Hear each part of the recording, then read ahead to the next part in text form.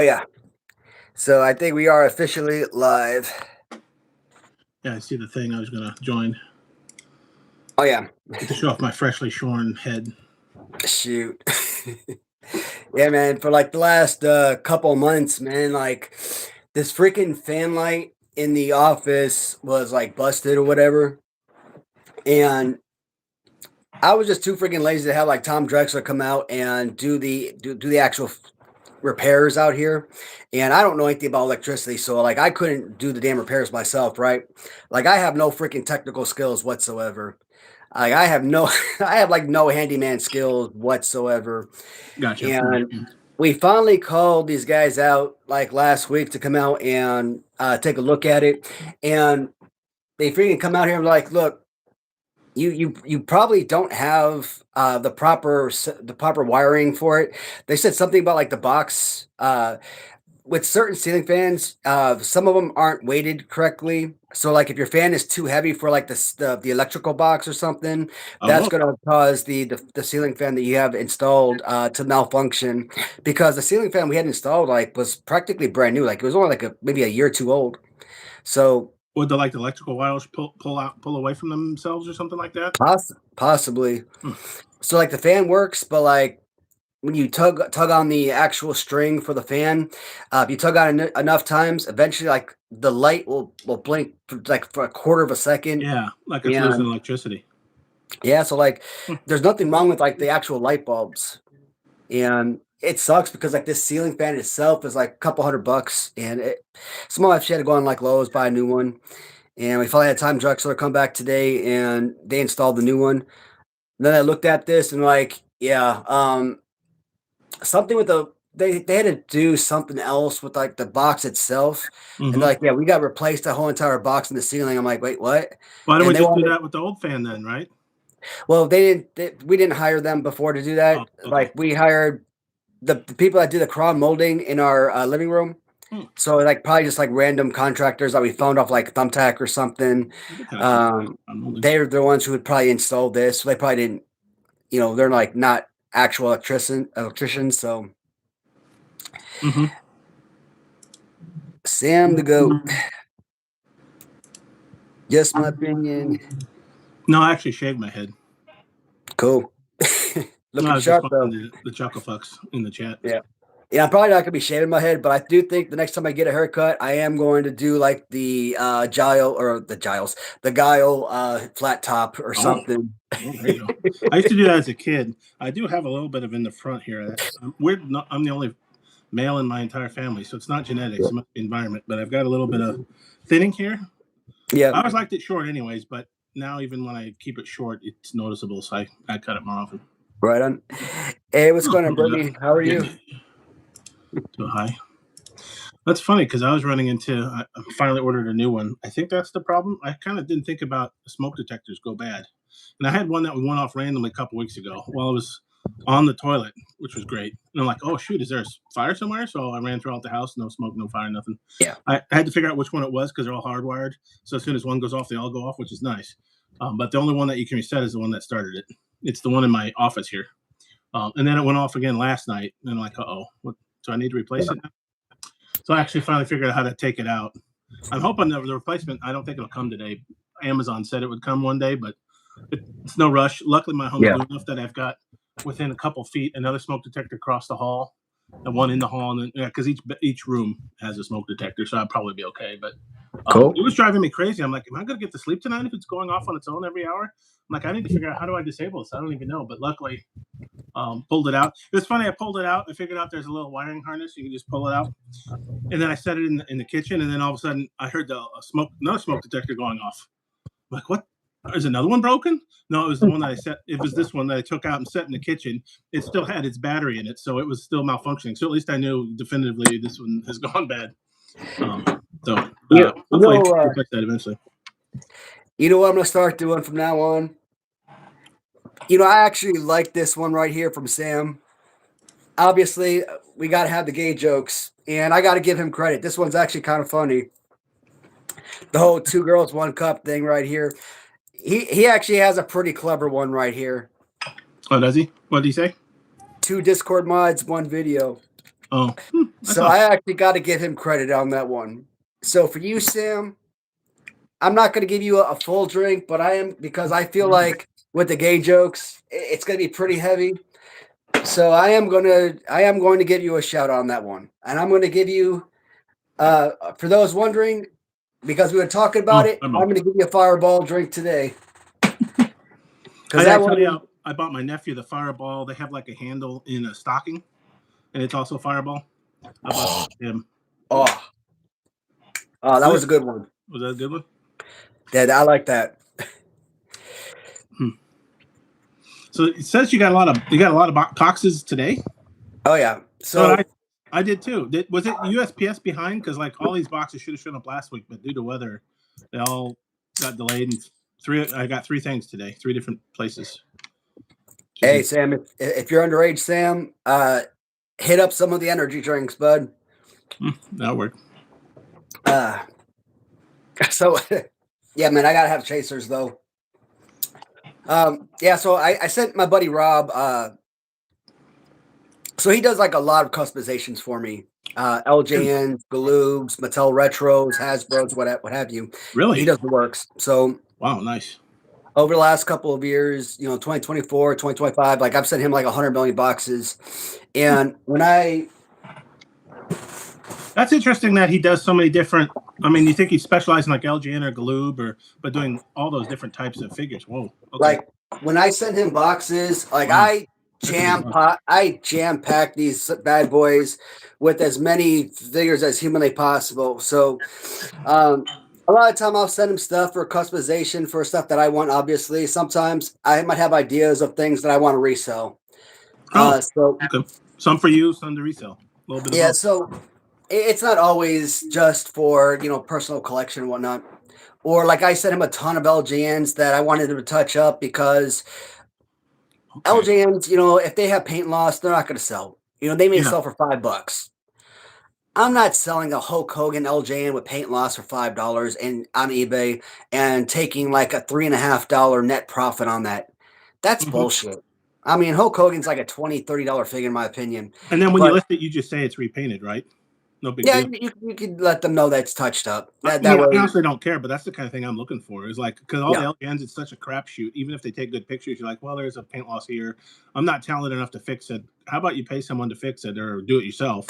So I'll be looking for people that are reselling painted, touched up LJNs, right? Loose. Yeah. So I don't need the cards. There's a really good one of my favorite sellers on eBay. I don't know if I want to embarrass him right now, so I'm not going to address him by name this time, but he always has LJNs on sale on eBay, right? Okay. But they're always like mint condition. Like, how do you have dozens of LJNs going up on auction week after week after week after week? And how are they always mint condition? Like, how do you find these figures mint condition? Like, that's not possible, right? No. So the only way that's happening is if he's customizing them himself. So, which is fine. I see a lot of people do it. If you have the talent, you know what you're doing. So, like, I will have a Series 1 Andre the Giant.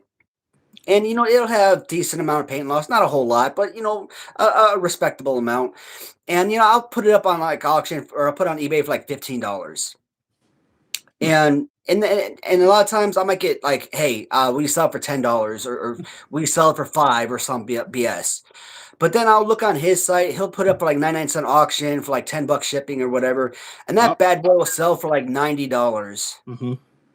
It's a Series 1 Andre the Giant. How the hell is it selling for $90?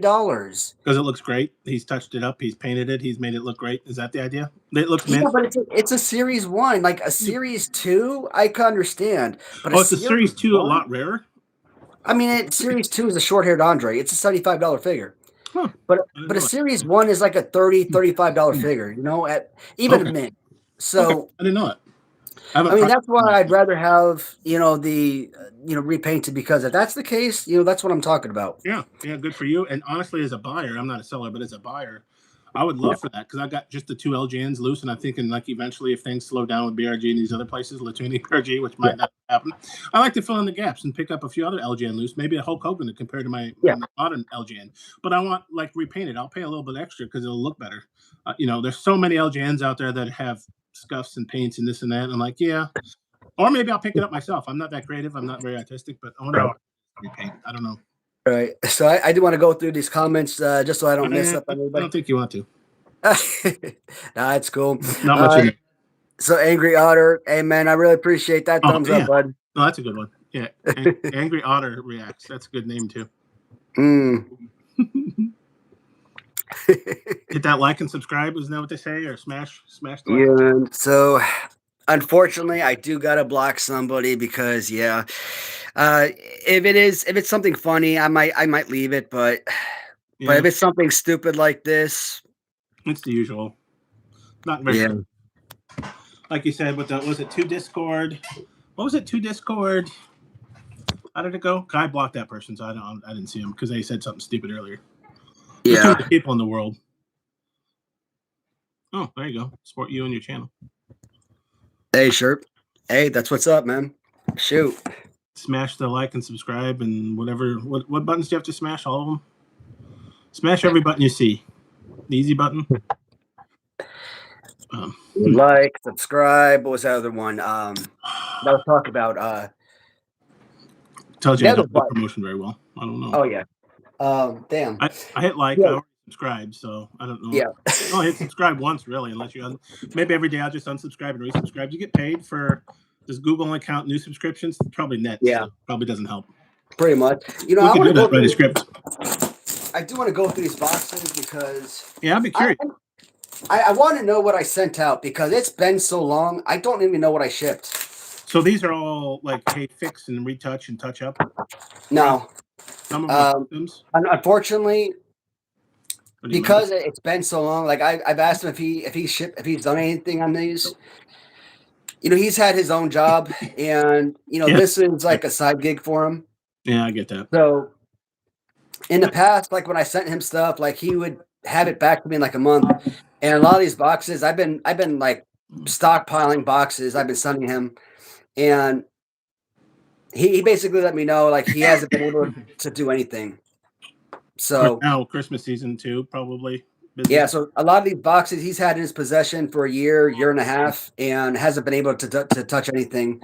So I reached out to him. I'm like, look, man, I know that you've had a lot of these boxes, some for several months, some for a year, some for almost 2 years. At this point, I'm like, look, I just need his stuff back because I'm probably just going to resell it.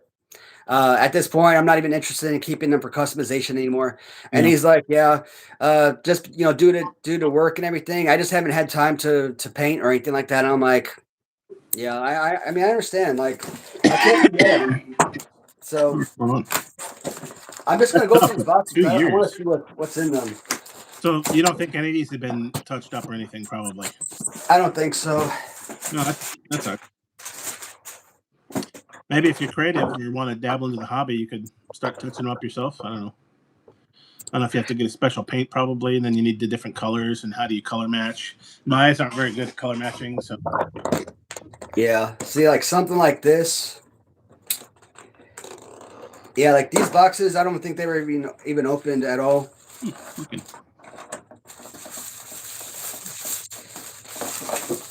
Like, the LJN from Ram Treasures that I have, that Texas Tornado. I was gonna have this looking like that '89 Texas Tornado with purple trunks, resealed, MOC. Oh, so okay. like that was my idea for this. Huh. So it was gonna be like my custom MOC Texas Tornado. Mm-hmm. Can only get here on Waddy's channel. Yeah, so it sucks that. Oh man, what else did I have in here?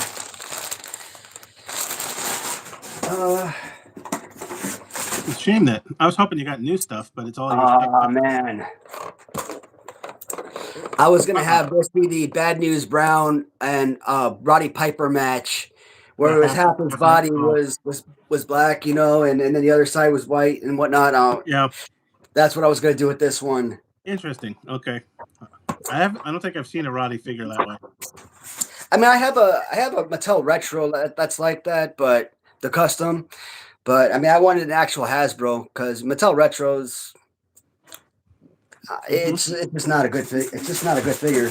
Oh, you have a Mattel Retro painted that way? Yeah. Oh. Oh.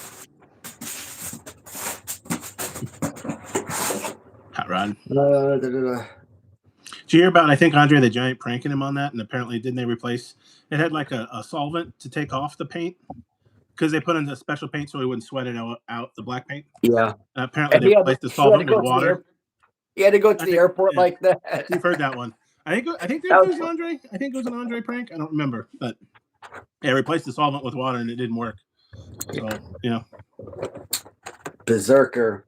Oh, okay. I wanted to get the Berserker robe blue so that it matched the blue robe on the picture. Mm-hmm. Man. I think KWK has a blue Berserker, don't they? I think I got blue and brown. I think I got those two. One. They have a third one, but I haven't bought that one yet because it's the expensive J&J exclusive. Now this right here, this one I really wanted. This was disappointing. This one I bought intentionally because I wanted this to be customized to look like his, what was it, WrestleMania 10, I believe, where he was in his all red getup. Or was it WrestleMania 9? 9 or 10, I can never remember, but his all red. I don't remember. So like his red Hasbro. Mm-hmm. But that getup. Mm-hmm. So original San Francisco, that's what I wanted. So is this person also good at resealing those then? Because that's he could close them back up. Wow. Because all those are glued down. They're not. Yeah. Oh. So then to keep there is probably opening them with like a hair dryer or something? Because you got to open them and leave the cardboard intact, right? Yeah. Oh man, like figures like this, like the Ric Flair, because I know he told me that he does create his own rubber. Oh really? So, like I sent him this Ric Flair to create his own Ric Flair action figure. Mm-hmm. So the guy that created this, Lady Lux Leathers. Okay, that's a custom. I'm just gonna say where you got that one from. Okay. That guy's a freaking asshole. I actually, so apparently Lady Lux Leather is a female, but when I deal with that seller, like I always thought I was dealing with a dude. And the last interaction, because I bought Sergeant Slaughter custom, and this was back in August, and I paid for it, never received my figure, and eBay has a 30-day money back guarantee. 30 days are up. I'm SOL, never got a refund, never got my figure, and I reached out to the guy. I'm like, look, you're a freaking asshole, basically. And then he got this whole on Halloween. He got into this whole big ass thing about me yelling at his wife or whatever. I'm like, dude, I've gone through this eBay messaging with you a million times. I don't know who the hell your wife is. To my knowledge, I've always been dealing with a guy. Mm-hmm. Because I always thought I was talking to a dude. Right. If this is your wife's account, I'm sorry if she was offended, but I didn't know I was talking to a woman. I thought I was talking to a guy because I thought it was a guy who makes these. And it is a guy who makes these. He's on his wife's account. Like, dude, create your own freaking eBay account. It's not that hard. But freaking scummy ass dude. And I this is why I am losing my trust in humanity, why I'm losing my trust in people. I was actually considering having met Wrestling Mania Right, possibly go through this guy and have him create my figures for me. XOX Custom, create my figures because, that way I wouldn't have to go through a factory in China. Mm-hmm. But, these people are all scummy, man. Just lost a lot of business, didn't they? Oops. Yeah, because... So he had an opportunity where I would have paid him a shitload of freaking money to manufacture my rubber figures for me. But no, man, it just amazing how many business owners are terrible. absolutely. And I have bought an absolute shitload of freaking figures from him, so it's not like I was just a one-time buyer from him. Well, you're no longer a buyer from them, I assume, right? Yeah, and I have left him so many glowing, and you look at his figures, man, and they're not exactly the greatest things in the world, but I have left him so many glowing remarks, and time to remove them. Time to revoke. Can you revoke them? I really wish I could. And let me go back to these comments here. Bum's checking in. He's on break. It's Felix. Felix, nice to meet you, and I am becoming a but good with, also known as a Wiccan. Lucia, all right. Felix, Lucia, nice to meet y'all. Set me up today, bro. Yeah, I didn't dig into that. I thought maybe they would talk about it, Kevin. Back in the day, I had a similar. Where was that? Chill guy. Yeah, man. I actually do have a. Yeah. Actually, do I have a blue one of that? I think I might have a blue one. Actually, I do have a blue one. I got like 3 of these that I bought from him. And I have a blue one. I think I have a. Do I have a black one? I think no. I have a blue one and I have a purple one with I think it's bloody. So kind of like the big rubber guy version as well. So that's purple, isn't it? Of the bloody big rubber guy is purple, I think. Yeah. Yeah. So he actually probably didn't wear black trunks that much, did he? Do you remember, Rick? Yeah, he wore black. How about figures though? Most of his figures are Carolina Blue is a popular one. I don't remember a lot of Ric Flair figures with black trunks. None that I have. I don't have as many figures as you do, but I'm trying to remember. The Galoob was blue, wasn't it? Was it blue trunks? I don't remember. Galoob was blue, yes. It was blue. Because that's such a common, that Carolina Blue, whatever you want to call it, light blue. That's such a common color for him. And named Carolina, of course, it fits well. Just way too gay. Gay up all the gates. Yeah, I first started reading that when it popped up. I'm like, oh, yeah, another troll I got to block. And then I'm like, oh, no, that's Bum. Nah, he's got it working, man. That's funny as hell, though. Gay transsexual, way too gay, gayed up all the gay time. Yeah. I was like, that's so silly, but it's still probably real. But like, no, it's Bum. Okay. I'm not ready to block you, Bum.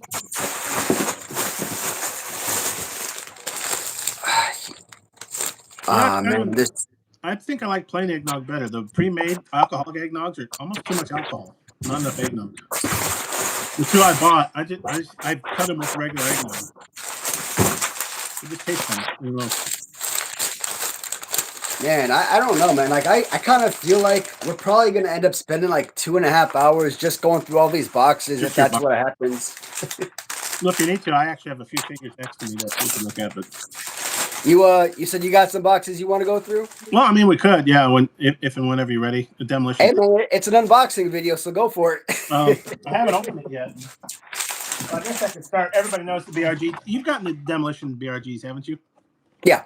Mm-hmm. So it's not that big a deal, but I did get my Smash today from. Oh, badass! From Connect. So I got one of the 3. The other 2 are on pre-order, I guess, officially. Brian Adams, and I did get Axe from J&J. I haven't opened him yet, but he does look pretty cool. And I like the hat. I never got the original demolitions, but so I got that, and then now I've got 3 of the Matt Maniac sets.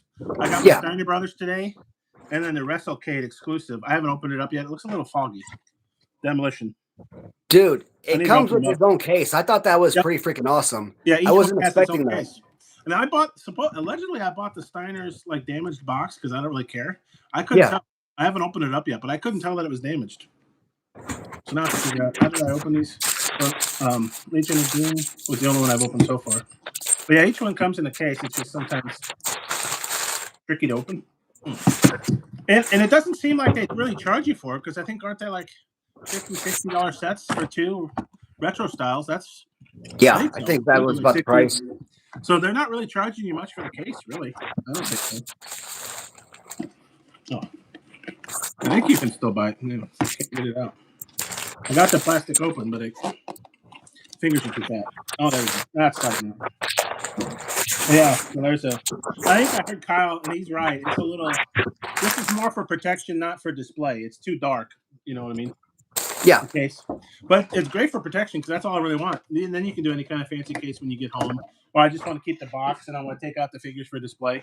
I can keep it. Oh, I have to get a knife. Dang it. At least you can see them a little bit better now outside of the case. I need a knife to cut it open so I can cut it open. I forgot they tape them down. Look at anything sharp on me. Yeah, I don't know if I even want to take mine out of the case at all. I will. I'm a bum. But they're the cartoony, but I like the Legion of Doom I got. So I'm kind of curious to see what these look like. I just forgot to bring my knife with me. Damn. Got them open. I actually got a Blue Trunks Ric Flair. Oh. You know how rare a Blue Trunks Ric Flair is? What? Original San Francisco. Okay, so that is the not the original glue, but they made him another Ric Flair when what's his face? Yeah, but again. What sucks is this one right here is missing the fingers. Yeah, so Rob, he actually has the ability to actually repair the fingertips. Wow. So I could have actually. So when I sent this out, he could have actually repaired that for me, and this could have turned into like $100 figure or more. And you bought it that way in that shape? Yeah. So you probably didn't pay much for it. So that'd be. I mean, I think this was part of a bundle, so I don't remember what the whole bundle cost, but I'm pretty sure I paid up for the bundle just because of this figure.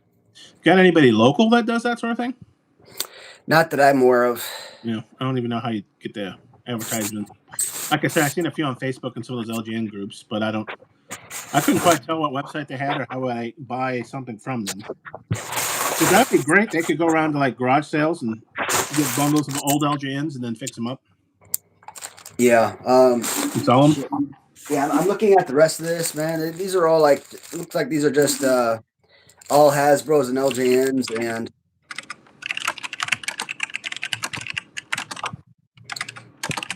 Man.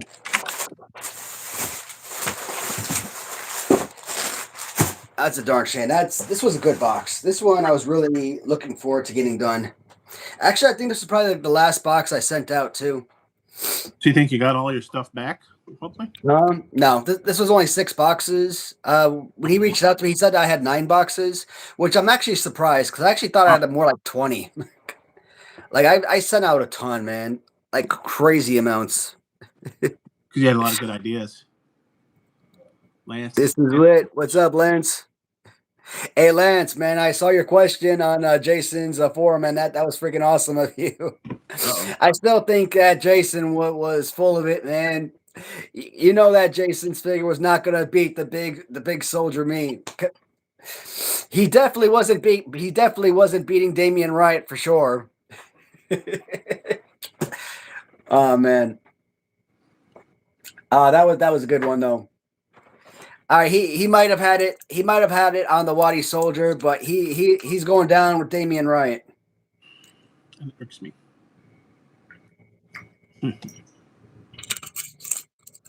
I'm waiting for the next gay joke so that I could take my next drink.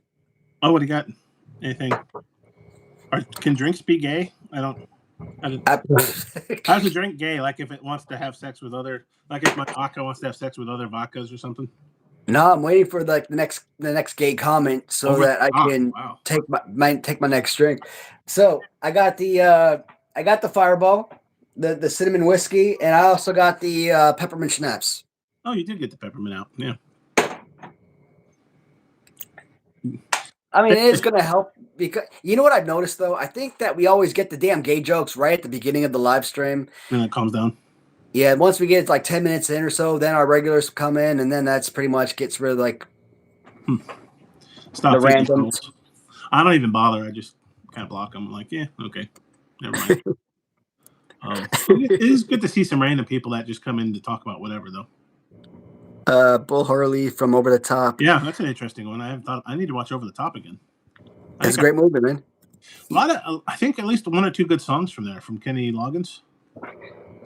I forget. I don't know what the title was, but is that "Meet Me Halfway Across the Sky"? Meet me halfway. Nice 80s music movie theme song. You got a lot of course, with Top Gun and all that other stuff. Absolutely, man. Got Hey, put man, the hat freaking backwards, Top and then you Gun. got to adjust your grip, and then that's all you got to do. Right? Then I win. Or maybe I have to be strong like Sylvester Stallone. I do remember that he like does the grip thing, and then another box, same stuff, or no, none of this is ordered. This is all returns. I mean, it's a smaller box, so I mean, I want to at least get through the smaller boxes just to kind of see what was in here. Like, not quite like Christmas. You're getting your own stuff back, but you're kind of wondering what you're getting. The sun. Well, it's kind of like Christmas, but you get a bunch of packing material. Girl, all right. Hey, it's me. I really wish I would have got this one done. Oh yeah. Because if this was repainted, this would have been like a $300 figure. Wow. Oh, and then the hand fixing too. It looks like another hand. Looks like Waddy needs another hand job. Giggity. Dude, man. Just get it. You have the Abdullah the Butcher from Zombie Sailors? Yeah, apparently he's good with the handies. That's our running joke on Bum's channel. What is that? Is that on mine? I guess it isn't. This is such a freak. I love this big Boss Man figure so much, but damn, look at that. Look. Yeah. And when I bought this, I probably paid like $130, $150 on this too. Looks like chewing, either by dog or human. I guess it could be human if they're young enough to eat them. But the idea was, you pay like $150 on it, and I pay Rob, let's say to customize it or whatever. And even if I couldn't resell it, let's say I had him repainted to look like the black SWAT man, SWAT team big boss. Yeah, that'd be cool. I could have added it to my collection, and that would have been fine. I think that was what I was going for with this one. That'd have been cool. Because I can't resell this for $130, $150 as is. Nobody's gonna buy it in this condition. No, yeah, I mean they might buy it. Yeah, what can you get, like 2 cents for it maybe? I mean, no, someone will buy it for like $75 to $100. Really? Yeah. Some of that will fix it up. I mean, like a customizer will buy it for around that price. Like for me, I paid up for it because of what I was going to do with it. Yeah. And I was going to have it customized for myself. Yeah. So the swaps, someone looking to like resell it. If they're looking to resell it, they're probably going to offer like $30, and maybe they could resell it for like $75. But maybe in retirement, I can get into figure touch-up. Yeah, I'm looking in here, and I think that's probably like the most valuable figure. Yeah, a bunch of Hasbros, a couple LJNs, Galoops.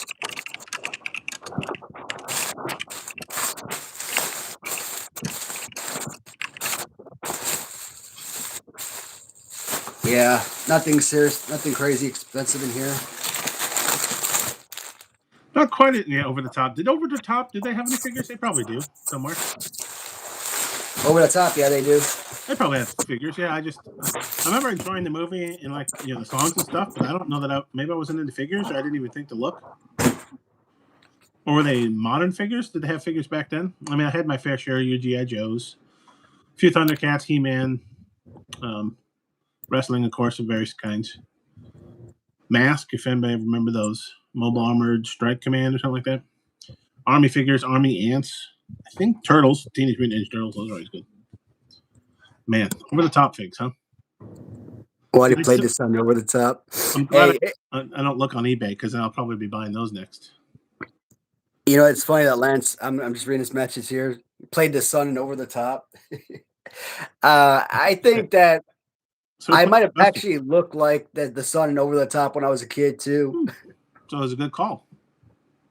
Oh, they're expensive. Yeah, I wondered if they made it a lot where they didn't sell real good. Oh, Police Academy figures too? Wow. I didn't think about that. Oh, man. Wow. Ooh. Was that a good one? That burns. Your mouth tastes like burning, to Ralph Wiggum? Oh, man. I took the snaps. I took the snaps, and then I took the sip of this, and now my mouth is on fire. Peppermint schnapps, and then what's the energy drink flavor? Peach. Well, yeah, I guess that's not too bad. Peach waves. Peach energy drink. I know it's not like brushing your teeth, but mint. Yeah, the mint schnapps probably goes okay with stuff. We used to, I think, was it mint schnapps or no? It's creme de menthe. We used to make grasshoppers as a kid. That was the only time I think my parents would let me drink creme de cow and creme de menthe, and then I think ice cream or ice or both. It was like a winter cold drink you make. Comes out green looking. So Oh man, grasshopper. Corey's got the precinct. You Do know you still what? have it? Does Corey That's still like a have the $400 precinct? playset right there. Wow. I was actually trying to get that sucker, and I was looking on eBay for that. They want like $400 for that damn thing. Like I wanted to actually try to get those carded figures. I didn't even know anything about them. I just wanted them just because like they're just like some random items. Like I started collecting just randomness, and Police Academy just seemed like a fun line. But like those figures are going for like $85 a piece, carded, and I'm like, $85 a piece. yeah, for carded items on eBay, Yeah. and there's, I mean, I've probably seen at least a good dozen or more figures, and little small plate sets probably go for about 125 I've seen, and then you got the precinct loose, not even boxed up. We're talking loose, like $400. I'm like, God damn. So this is not an inexpensive collection to start up. I'm like, not forget that. Do you have it in the box, Corey? Do you have it boxed too, or was it loose? Because he's saying you got it 10 years ago for $60. $60. God damn. Yeah. Well, that is the progression Ah, of things. $60. God, that's cool. That one and the that firehouse for Real Ghostbusters, even that sucker. I'm not even a fan of that stuff. I mean, I just kind of got them because it's sort of like in the realm of the collection, Mm-hmm.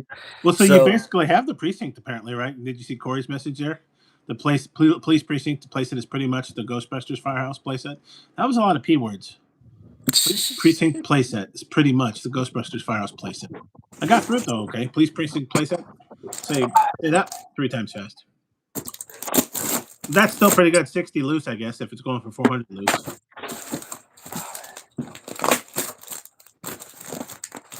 Amazing when you find some of this stuff though. It's like, why did they keep it in the box unopened on the card? I don't think. Well, maybe collecting's always been a thing, but like an early '80s toy. yeah, you see, like What's that? Is that a cheese log? What did you get? Is it wrestling it's figure? drugs. Is it It's filled with drugs? cocaine.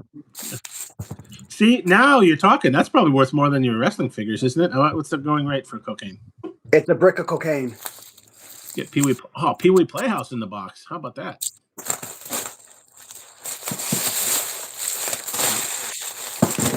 I didn't see some of that stuff. No, but really, what is in that? The brick of cocaine. Do you know? I assume there's something in there. Well, I can see like a dusty roads. I see the polka dots. Oh God! Who wants to laugh at me hard? So I'm gonna laugh at you. That looks like a Paul Orndorff or something. What was that?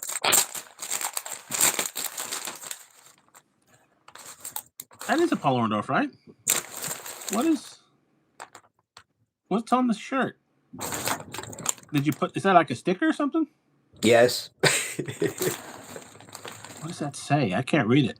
It's backwards. So what does that say? I'm terrible. I can't read it at all. I'm blind. Splash stopper, I think. Splash stopper? Actually, this didn't come out as bad as I think it did. It's just sticky as hell. So is that one that he actually played with, you think, and touched up? Because that's the LJN, so he wasn't wearing a shirt. Yeah, And he had red trunks, so now he's got black pants. This is actually Roadhouse. Yeah, Roadhouse. This is actually mine. Oh, okay. You mean from your own personal collection growing up? No. Oh. When I say this is mine, this is actually one I did. Oh, okay. So when I say that I have zero talent in everything, I mean I have zero talent everywhere. The pants don't Zero look bad. talent in electricity, zero talent in carpentry, zero talent in painting, zero talent in drawing, zero talent in pretty much anything you can imagine. When I say I try to paint a King Kong Bundy, just touch it up, Mhm. and I effed up painting a singlet of a King Kong Bundy. I couldn't even fill in the black singlet correctly.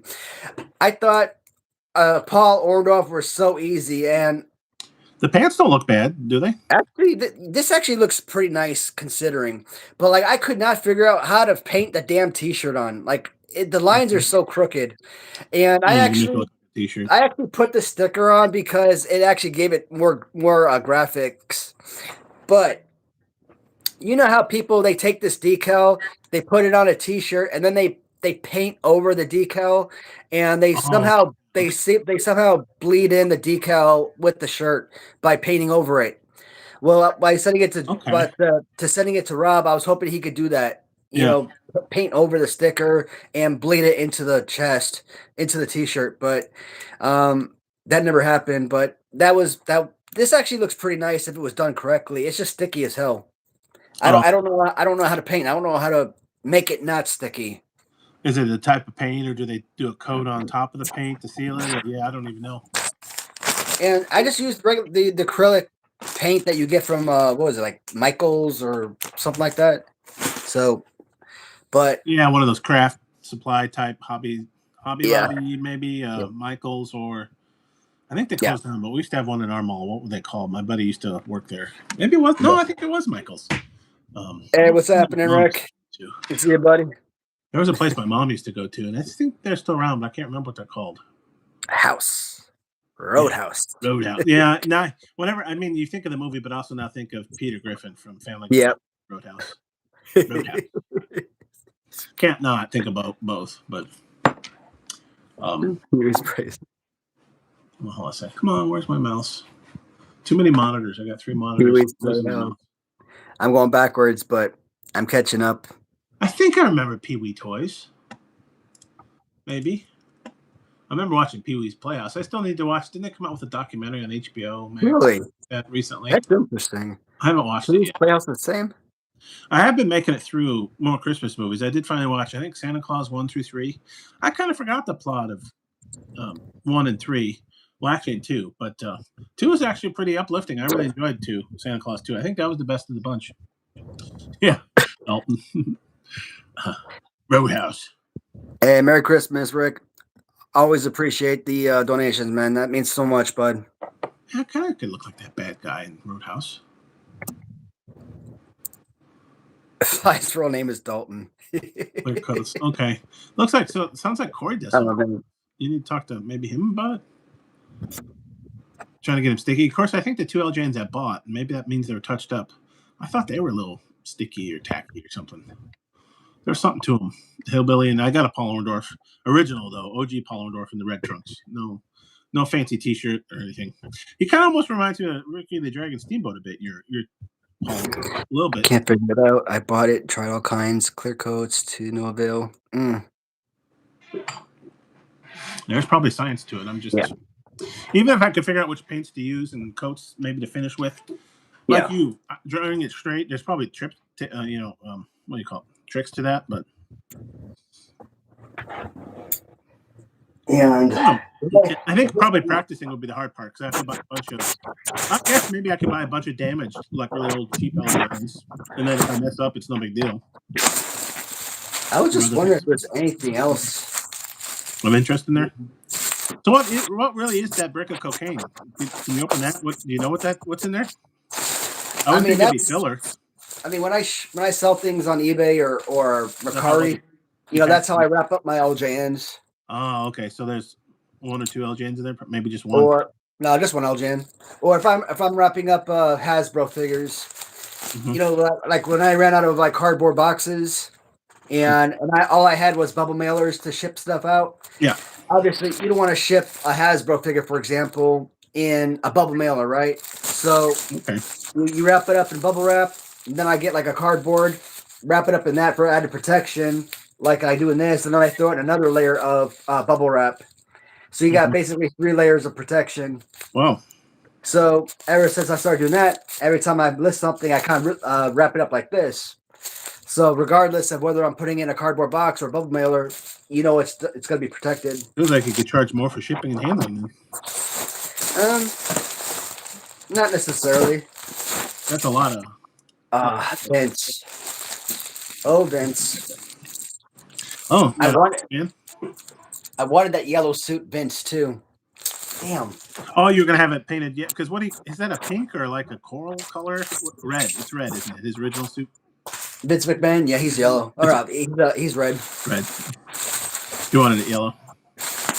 Yeah, I was trying to get a yellow suit because that's what Mark Hackenberg. He had a yellow suit available way back when, and I never bought it from him, and I'm kicking myself for that.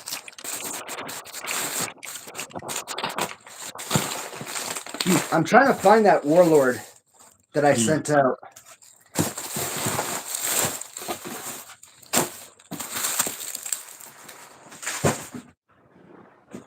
You need to keep a spreadsheet of all the figures you sent him. You know when to get them back. I can't tell why this is annoying me. It's acting like there's something underneath my fingernail, but there's nothing underneath it. But my skin's kind of like, oh, you got something here, and I don't see anything. I just took a shower, so it's not. I don't know. It's a weird feeling, like there's something there, but there isn't. And I can't. I don't see it. I'm making a mess of my office, though. Big time.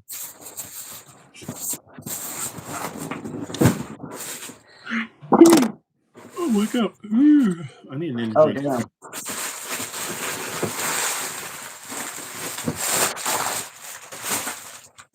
Wish I had a knife with me. So this is just a random box of LJNs and gloobs. None of them interesting.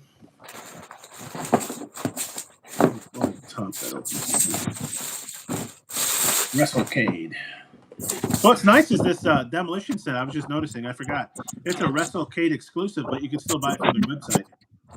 You know, because the Collect Major folks, they're always got those convention exclusives that the green trunks macho, and I think the Bloody Harley and Bloody Flares convention exclusives.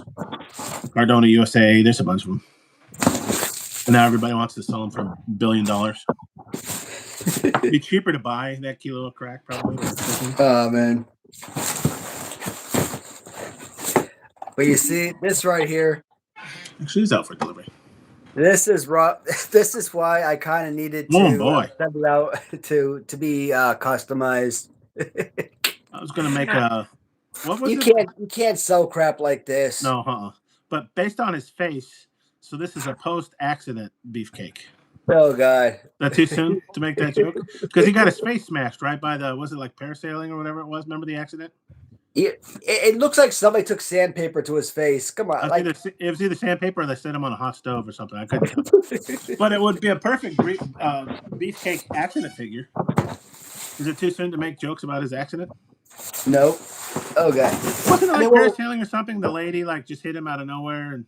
Yeah, but was it like 35 years ago, man? Shattered his face. It was bad. 10 kilos of smack from the truck of his dark. Off the delivery. But that's exactly what, when I wrap them up, that's exactly what they look like. They look like a day. Man, I swear to God, if I ever go back overseas again. To selling drugs? Oh. I'm going to be a freaking smartass. I'm going to take. Loud noise. I'm gonna take one of my LJNs. I'm gonna take an LJN with me. I'm gonna put it in my bag just like this. And TSA, when they go through my bag and they see this, they're gonna freak the fudge out, man. And they're gonna think that they got something, and they are gonna have a field day. And when they open this sucker up, I'm gonna laugh my ass off. Like, you think you got something, and now you just look like a damn jackass in front of your bosses. Thought maybe you're itching for a free, inspection. Without buying them dinner first, they inspect your innards. Beefcake stored so much snack. Poor beefcake, man. Caffeine pills. That's what it was. Okay, I forget what because apparently he caused like a post September 11th, post what's the powder? Not smallpox. What is it called? The powdered. I can't remember. But he caused like a big ruckus, and I think it was in Boston. Wasn't he working for the Boston? Do they have a subsystem or something like that? Apparently, some probably cocaine or other illicit materials fell out of his pocket, and they thought it was the powdered anthrax. They thought it was anthrax, and they shut down the place. But then later on, he said it was powdered caffeine pills. Not anybody believed him, I don't think.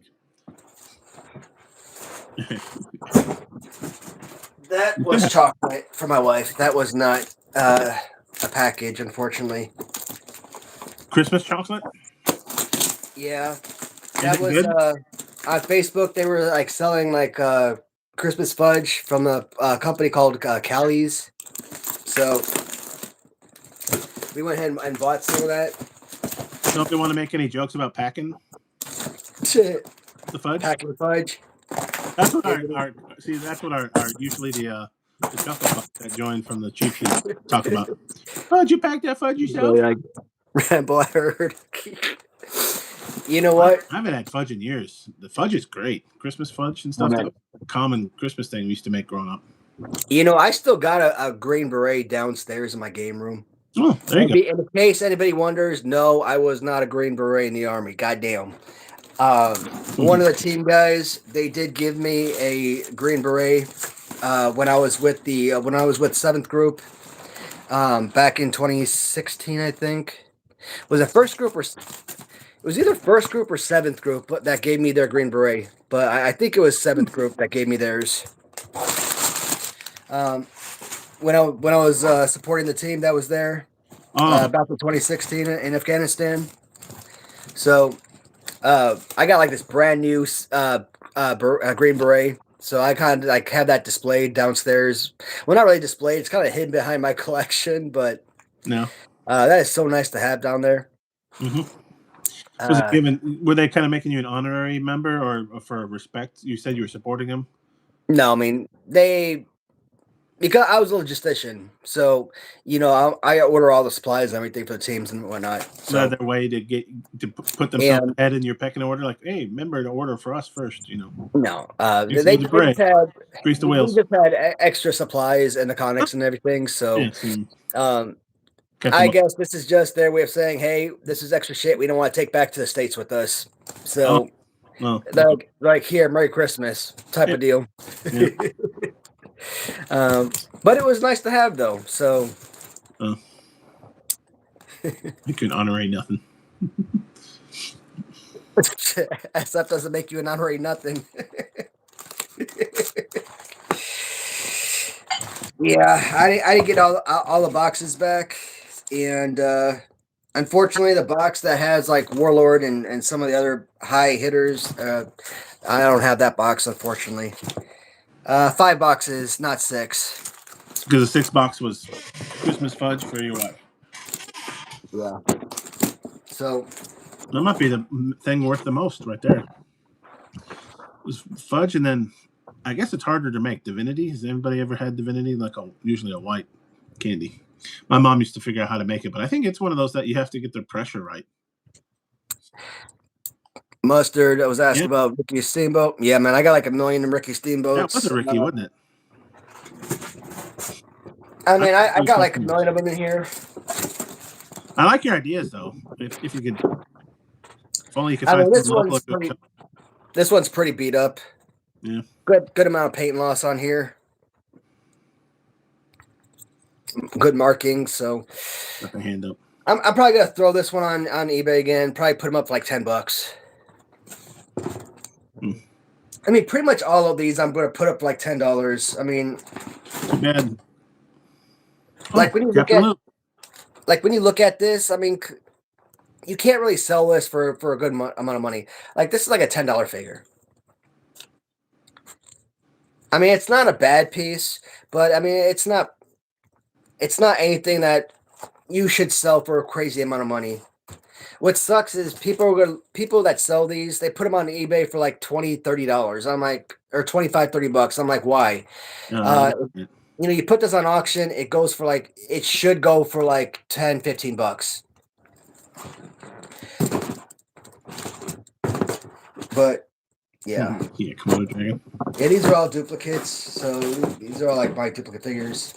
So I got like 6 SD Jones, like 6 Wow. Blasty, and Corporal Kirchners and Albanos and whatnot here. So yeah. Oh, that's a good idea. Make a Albano into a Mick Foley. Got it. You Got that one. Do you?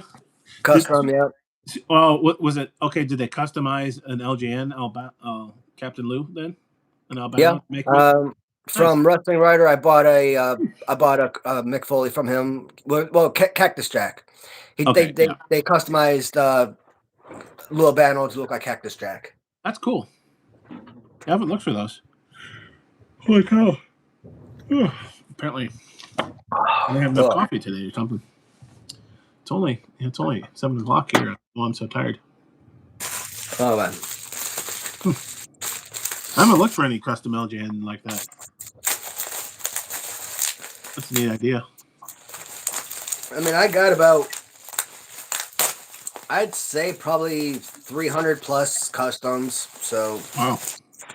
Now they're all when those customs, are they all LGNs that were customized, or were they custom from scratch, like they made the rubber and all that stuff, or a combination? Both. Yeah, because usually when I hear custom, I think they made them from scratch. But you're also saying some of these were they customized in an existing LGN or something and made it look different, made it an alternative, a chase looking, different colors, but also sounds like make them in a different personality, maybe even. Well, both. Like this figure, this is a custom where they create their own rubber, for example. That's from scratch, yeah, okay. Yeah. And then you've got a custom where they might take like a Vince McMahon and they may paint him like this is a beater, where a complete beater where he's messed up. Like a figure like this, Vince McMahon is an expensive figure, right? Vince McMahon is a $75 to $125 figure generally. Oh, okay. But you take a figure like this that's a complete beater. In this condition, I say yes. You can go ahead and customize a figure like this because he's in horrible shape. Okay. So you take the piece like this, you paint him in like a blue jacket, yellow jacket, something like that. That's perfectly fine. It's just when people customize, like if this was like a mint figure and you customize it, that's what bothers me. Or if you take a Hillbilly Jim that's like a mint figure and you customize it, or if you cut it up, that drives me insane.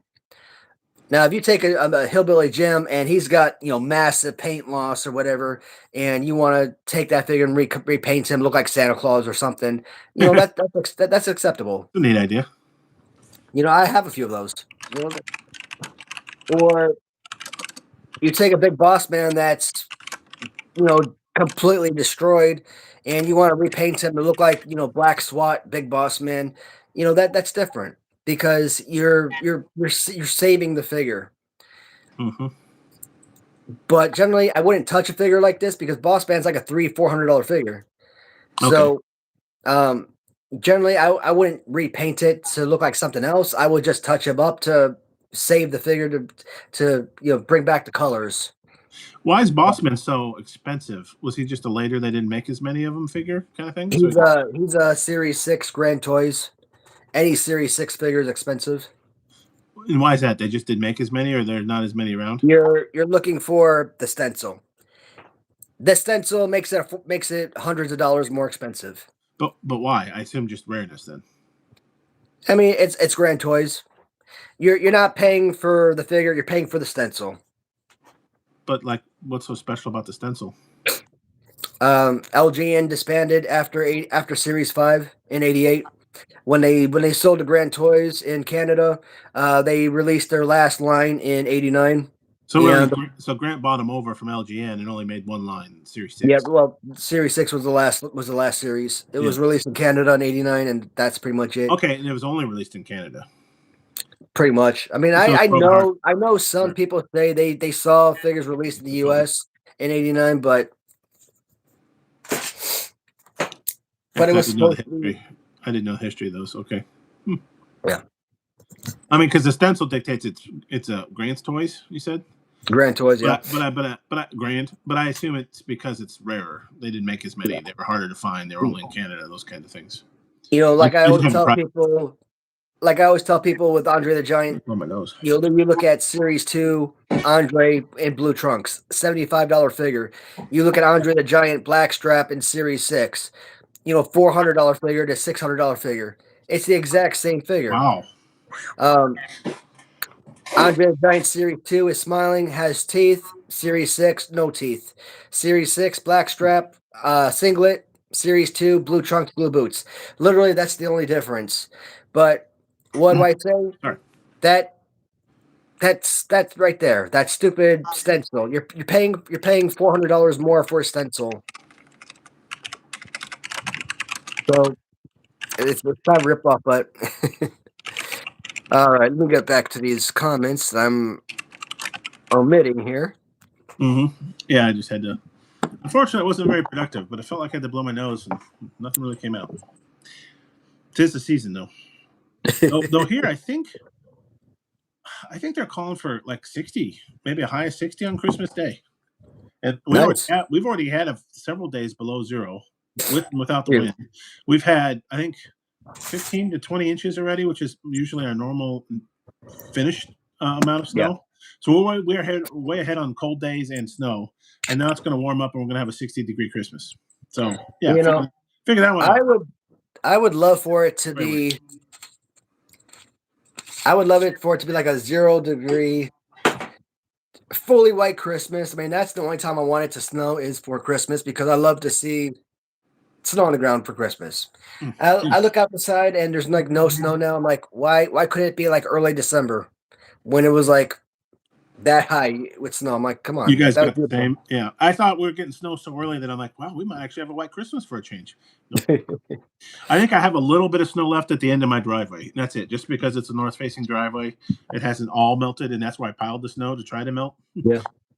Because by then the sun could still get over my house and kind of shine on it. Up by the house, it doesn't get any sun in the winter because it's north. So that's what you have to watch. So that's why I started pushing the snow to the end of the driveway. I piled up there, so that's about the little I have left. It's probably be gone tomorrow. Because like even today, it was cloudy all day, but I think the highest was in the 40s, which is pretty good for a cloudy day. Rick Valentine with and without belly button variants. Is there a belly button variant? No. Yeah. I mean, I don't know my LJN history like I guess I should. Yeah, Rick. I mean, the the no belly button variant is more rare, but I mean, they're both $10 figures. Oh, so really? it's not like it doesn't $10 and $100 or something. Yeah. Okay. It doesn't really make it a difference. Not really. I mean, no, that's a variant. That feels like, once again, another quality control issue. Like we're seeing with the Mattel LJNs. Feels like that was just a mistake, right? And they made a bunch, and then they corrected the mistake. We fixed the glitch. But I think, who was it that? Okay, yeah, Corey got a dark blue. Or are they? Some people call them purple. Which one? The Mattel LJN, the dark blue. I heard some people calling them purple or some other weird color. It's so close to the regular blue. I think probably the dark blue is the hardest one, at least the one that I see the least often from people, anecdotally. All my blues are blue, but like my first run, half of them were black cards. So black cards are not rare. No. Feels like the dark blue it's like if you order them through the website, you're more than likely going to get a black card. It's just how it is. Seems to be. But almost, and definitely at least half. So like I did Dusty Roads perfectly. I got exactly 3. I pre-ordered one way back when because I didn't know about the blacks and I was just going to buy one, and it came blue. I'm like, okay, I want to buy. Now that I started collecting them, I want to get a black and a blue Dusty. So when they finally showed up again on the Target website, I ordered 2. Like, what are the odds I'll get one black and one blue? And that's exactly what I got. So I got my 2 Dusties mint on card now. I think I've got extra Pauls. I've got extra Hogans. I still only have one Cena. He hasn't come back up on the website. I check every day now. And like my local Target doesn't have them, and I'm not going to drive an hour or 2. I don't care that much. I'll wait. Oh, goddamn. There's no Targets in Chicago anymore? Well, I'm not in Chicago. I'm in kind of down south, downstate a little bit. But even so, yeah. I mean, there's some big metropolises around me, an hour or 2 here and there, but I'm like, yeah, I don't really care that much. I'll wait. Gotcha. I'm not that much a hunch.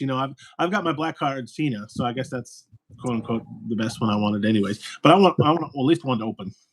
So ironically, what's the math? So if they show up again on the website, if I order 2, the odds are I'll probably get a black and a blue Cena again.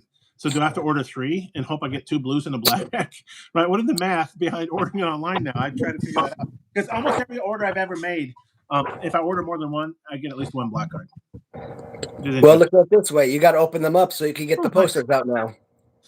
Maybe because now, but didn't you open a black card and it was the blue card poster? And I got a blue card. I got a blue poster, Dusty. What kind of crap is that? Oh, is that that's a variant. See, once again, it's quality control to me. It sounds like a mistake. An error. Like I wanted a black poster, and they gave me a darn blue poster, Dusty. I'm like, what the? That made me so darn mad.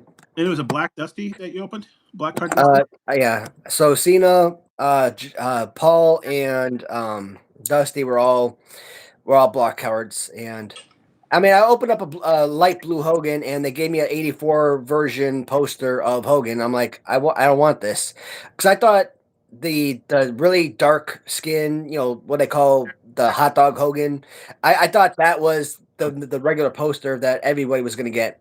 So that's what I wanted, and then I look at the poster, I'm like, what the hell? This is an original 84 Series 1 LJN poster. Well, I don't want this.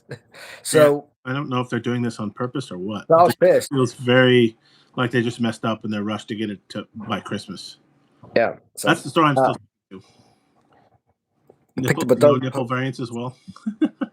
Dark blue, apparently first run. Nice. Can you tell? How do you tell their first run? Is there a number on the back? I didn't look that close actually. I don't want to get involved. I don't want to have to collect first run of each color. I don't want to get that involved. But like even me, I've decided I don't really care. All mine are regular blue, so I'd rather I want one blue to open and one blue mint on card. That's all I want. I don't need all 5 different colors of Hogan, all 5 different posters.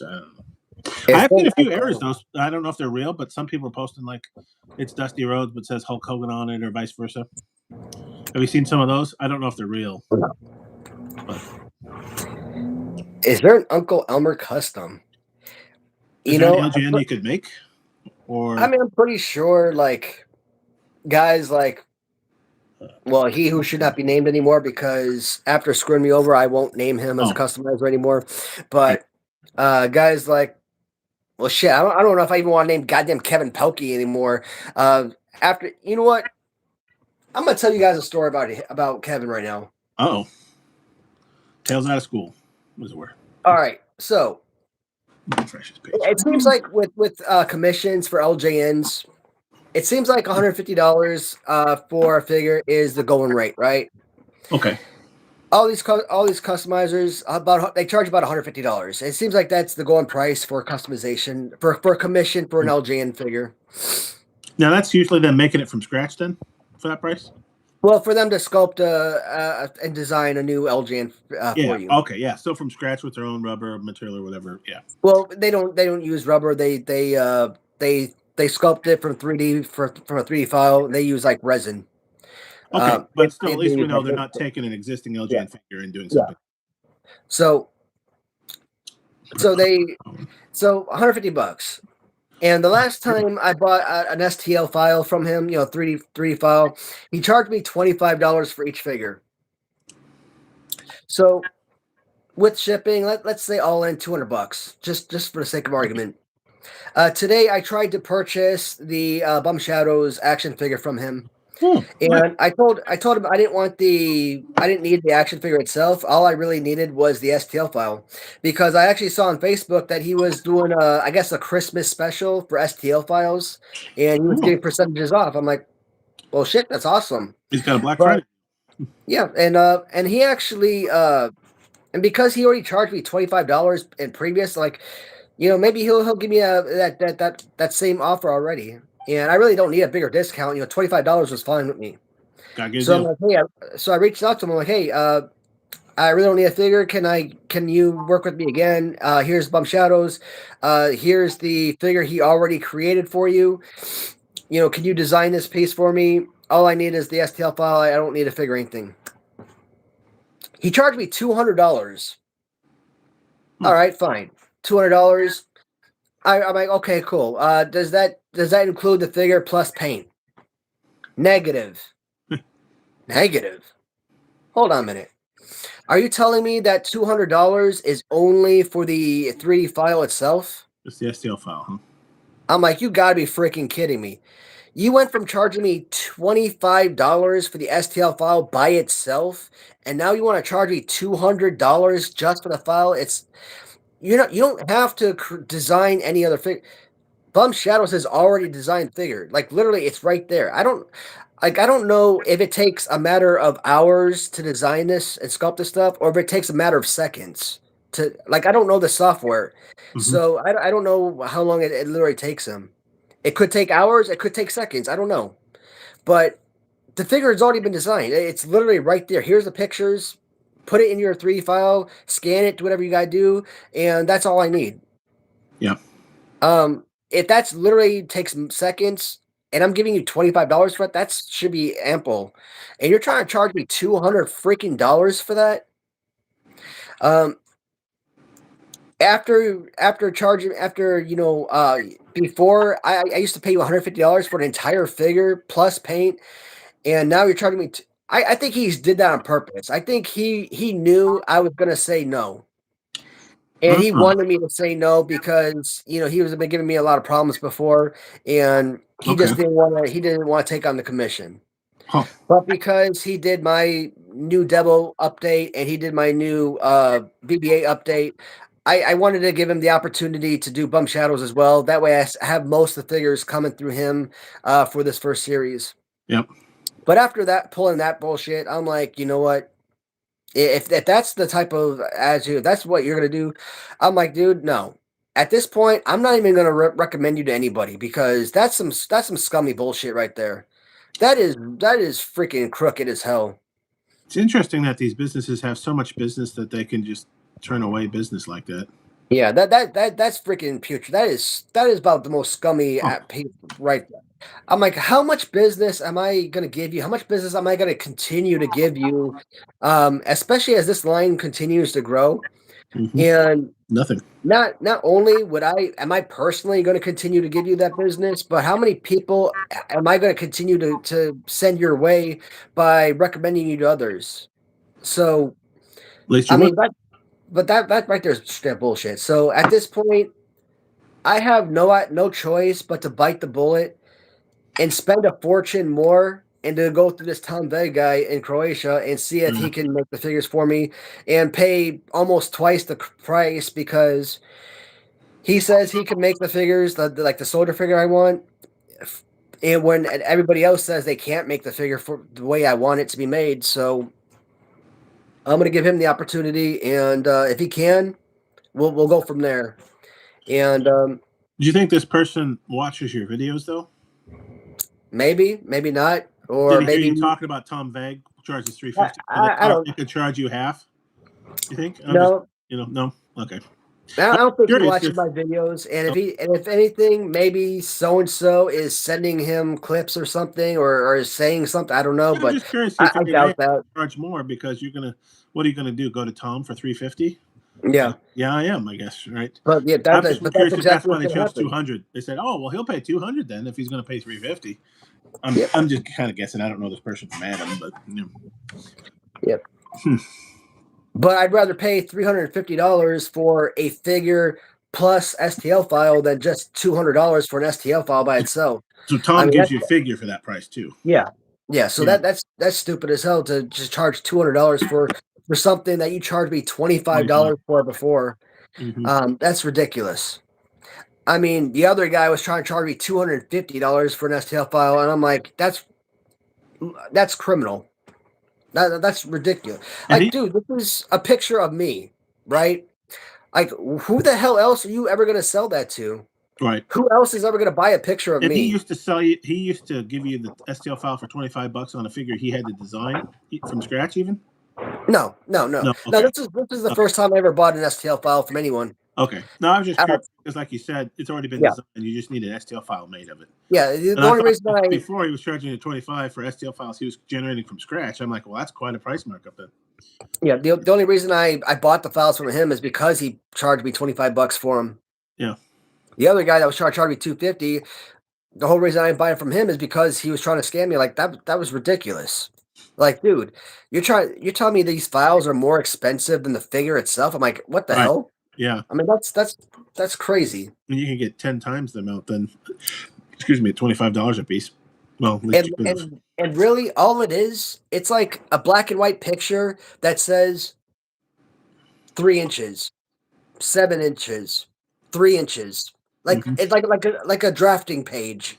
I was just gonna say, yeah, like, and I Like, wonder if that's a software they use is like a drafting type software. I wonder. I'm like that's crazy, right? So Mhm. I'm like, But dude, maybe that what software is that, expensive too, so they're trying to get their money back, so they charge more for each file. I don't even know. so that just made me so freaking insanely mad. Like, dude, I'm passing, dude. Well, Thanks, but $80. Yeah, go somewhere I'm else. like, thanks, but no thanks. Well, and this Uh, Tony fella is like world renowned or fairly famous for what he's doing. So you're paying more, but you're gonna know you're gonna get quality, right? yeah, so I'm gonna get through some of these, but Uncle Elmer, I want Oh, to yeah. Okay. before I move on to the next questions, um, I don't think I'm going to be able to afford actual wrestling characters. Oh, So my question is this: licensing them basically, right? I don't know yeah, what it costs to get like a real.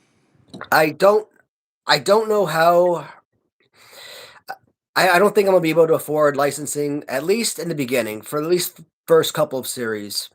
So if I do want to expand this business, at least the first couple of series, that's not going to happen. So but I don't want to do that because I don't want to cheat guys out of their potential earnings, and I don't want to be known as a custom brand. But John Samard, who runs the Kayfabe Customs on Facebook, with all the Remco customs, he mentioned, there's no such thing as a LJN. Uh, there's no LJN. Shit, what's the word now? Oh God, am I that drunk already? Too soon? Jesus, LJN. Um, bootleg. Jesus, oh, the there's no bootleg idea. Yeah, yeah. there's no LJN bootlegs. So there are so many great figures that I want to make right now. And does that allow me to move away from the YouTube idea in series 2, series 3? Like when you look at the thumbnail that I have for this video, like I love that picture and I would love to make a design of that particular character. Like I think that would make a killer freaking action figure. So we can make actual wrestling figures out of something like that. And with the right design and everything, yes, that would freaking be a killer piece to add to the Maniac Red Wrestling action figure. And with the wrestling ring, the boot, and everything, yes. How do you generate? Do you use like a Chat GPT or other AI to generate the thumbnails? Get some Well, kind these I just get off Facebook, so like of- we oh, a lot of time. Some designs I create myself, but most of the stuff I just see on Facebook or if okay. I come I across was something or curious. whatnot. They almost look like they were like you asked Chat GPT, "Hey, give me a killer clown from outer space picture or something." No, some of these I just find off like horror groups or something, and I'm like, oh, this stuff's pretty freaking awesome, and I like the pictures. I keep them Yeah. and I save them. So, but like Uncle Elmer, because I think that's somebody that would fit in beautifully with the Hillbilly Jim. So, like, could I create an Uncle Yeah. Elmer? Not necessarily call him Uncle Elmer, but have people know that's exactly who it is. Because once you take him off card for like loose collectors, and you put him side by side with Hillbilly Jim, you don't have to say this is Right. Billy Bob Cousin Billy Bob, Bajordan, nephew, not Uncle Elmer. Yeah, Billy everybody Billy knows. Bob or whatever. You could Yeah. call him. You could call him Uncle Elmer, whatever. Hmm.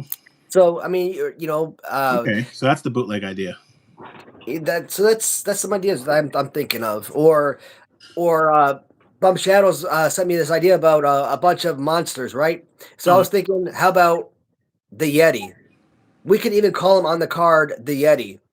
We could make him look like the WCW the Yeti. Make him look just like the Yeti. oh, You know what? The okay. Yeti is Yeah. a very broad name, but you don't have to necessarily have royalties for the actual wrestler because like the Yeti is an actual monster, right? So, I mean, it works both ways.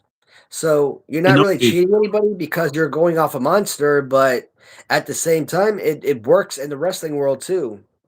that's more of like a mythic monster that nobody owns a trademark to, I assume. Then Yeti Yeah. itself. So it actually fits. So that could be a character that we could add to the line, and it don't have to worry about infringement or copyright or anything like that. So that was something I was really strongly considering for Series 2. Like Corey mentions here, parody figures. You don't need to pay a license or state to any character legally. For like a Series 3, maybe? Maybe. Parody figures? Sometimes I feel like a black were trapped in a white man's body filled with Krispy Kreme. I like that. Wow. Canada took over. Man. I gotta go back to these comments, man. I'm missing. I'm like way behind. Oh, I need to go there. I was checking my email real quick. Looks like Ringside shipped my thing, but then FedEx is saying it's going to show up tomorrow, which seems very quick for ground, but maybe it will. If Ringside just shipped it yesterday. Yeah, we'll see. Good, tomorrow's the 23rd. Wow. To ask their one, which is don't be afraid to ask people how to see how their production works. Absolutely, especially the folks at the factory with Alibaba.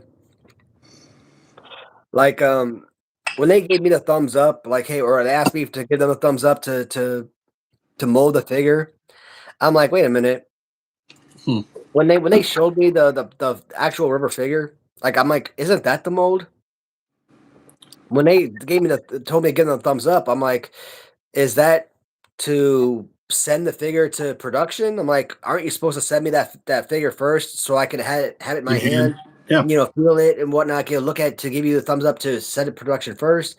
And I reached out to him like a few days ago, and he's like, no, this is to actually mold the figure. I'm like, wait. I'm like, oh, okay, I guess. But like, I thought that mold that he sent in the video, when he sent me the video, I thought that was the mold, but no, I guess that there's an actual physical resin piece that they use, which is the actual mold. And the rubber was just, I don't know. I don't know what that rubber was supposed to be. I guess that was what the rubber is going to look like when it's finished, the actual production piece. Do you still need that figure in hand before they make the mold? Because isn't that the expensive part? Yeah, the mold is, I think the mold is going to be actual resin. And that resin piece is what they're going to build the rubber off of. But what if they mess up making the mold, even though you said to go ahead, you did notice something?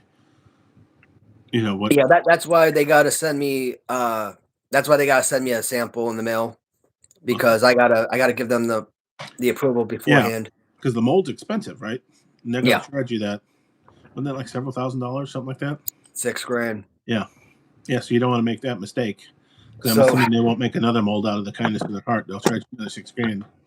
Yeah, so the mold is $6,000, and when you buy, like, let's say if I buy 250 units, I mean, I don't know how that is. I mean, let's say $10,000. So let's say that's like six. So if I buy 250 units, let's say that's $16,000 out of pocket for that stuff. So you can see why I gotta charge like $100 for that stuff, just to earn any kind of profit off of those sales. Mm-hmm. So that's crazy, man. I might have to buy 500 units just to like make sure I turn a substantial amount of profit, but I don't know if I could freaking afford 500 damn units up front. Yeah. So why that pre-order model is so popular, isn't it? That somebody else can pay for that, your capital. Yeah, I might have to do that. I didn't want to do it, but I might have to do it for like the second or third figure because I just can't. I can't do it the first time. I mean, originally that was the plan. I was going to do it the first 3 or 4 figures, no problem. But stupid deck. Mm-hmm. I mean, we all know that issue because of that damn thing. I mean, that thing wiped me out. Are they still working on it, or going to work on it, or I mean, with Christmas, I mean, the new contractors that I hired. I mean, they're I mean, it's slow moving only because weather. Yeah. But I mean, they're working on it though. Okay. Yeah. I mean, they're not the last crew. I mean, they're actually doing their job. So Okay. I mean, Yeah, because I didn't think I heard any updates. I was hoping. like I said, it's slow moving. But like the first group I hired, they just never showed up. Assholes. The new group I hired, they actually show up and actually do their jobs. Um, because of the snow, because of rain, stuff like Yeah. that. I mean, obviously there's days where they can't show up, and then because of all the mud and stuff, there's times where they may not be able to show up for like a week and a half, 2 weeks until the mud, dries up. Yep. Yeah. Because when they're out there, all that mud, all that dirt, they sink down and stuff, and then they can't do anything. So last time they were here, they were building a whole brand new deck frame, and so the idea was either lay down new sod or Oh. new seeds and put grass in that area Yeah. or rocks. And I'm like, you know what? Or the other idea was just deck it all off. So and all that, because my whole backyard, it was all grass, right? Now when you look at the whole backyard, that whole entire backyard is gonna be basically nothing but patio deck. I would miss the grass myself. Will you? You don't have any dogs that need it, or No. yeah, it's just more to mow. No, it's less to mow. Yeah. I don't really care for grass that much anyway. But I should get away with fake grass somehow, or like you're doing. I thought about that. Like, oh yeah, what if I put like a small pool in my backyard and put enough deck or like a hard like concrete pad around it or something like that, and so they have less and less grass. Then eventually you don't have any grass to worry about. That sounds pretty nice, doesn't it? Actually, just go out and enjoy your pool instead of mowing your yard. Shoot, man. If I what was that? What was the damn first Once you're done. kayak pools? Oh yeah, you had Kayak pools were supposed to be the first SOBs that were supposed to do my installation for my pools. If those assholes actually did their job and actually did the installation like they were, that they were paid to do, this whole entire process probably never would have happened. But then they made this big old fuss about, oh, well, there was a sewer line going underneath your property. We can't dig, yada, yada, yada. I'm like, I had this big, huge, massive rectangular pool, beautiful. They were gonna build this deck and everything around it, and everything. It was gonna be that's right. It was going to be gorgeous. everything. It was everything together, right? Yeah, and the cost of the pool, the deck, everything, it was all built in. It was like 60 grand for like everything. Do you think they weren't charging enough? Did they decide that, oh, whoops, we're not billing them enough? Let's come up with reasons why we can't. And eventually they actually came down to as little as 29,000 for the pool, but they wanted me to do a self install. I didn't know anything about the self install, but it's not like your internet connection at home where you. No. But I don't either. I'm only average handy, but I don't want to. I'm the older I get, the lazier I get. But I also stuff that frustrates me. It's like, man, I could have just paid more, and somebody could have either done it quicker without the frustration, or that it frustrated them instead of me. Yeah. But I ended up going through Blue World Pools for that stupid circle pool, which is tiny as shit. And they came in and just completely destroyed my backyard. They turned it into a darn mosh pit. And then when the other guys came in and built the deck, and they dug it up even more, just again, there was no grass left over when they were done, and didn't even complete the job. It just my beautiful yard. Like I completely regret getting a darn pool. The entire process was just a damn nightmare. It was supposed to be a dream, but that dream, I regret it. Now you got to finish. And now I have no choice. Did you get to enjoy the pool this year?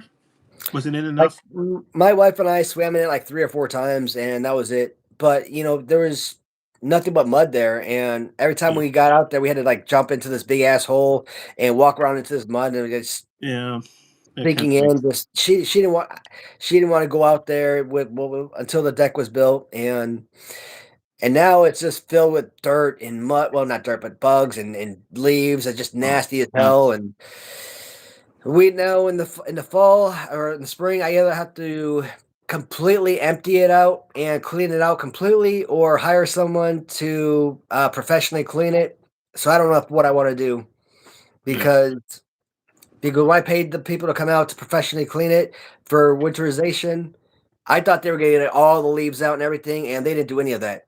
So I don't know what the hell they did. It seems like all they did was come out, throw some chemicals in, throw the tarp on it, and that was it. I'm like, that for that you charged me over $500. That was a ripoff. Yeah, I think owning a pool is expensive though, isn't it? Mm. How about you? You also have like a hot tub or something too, don't you?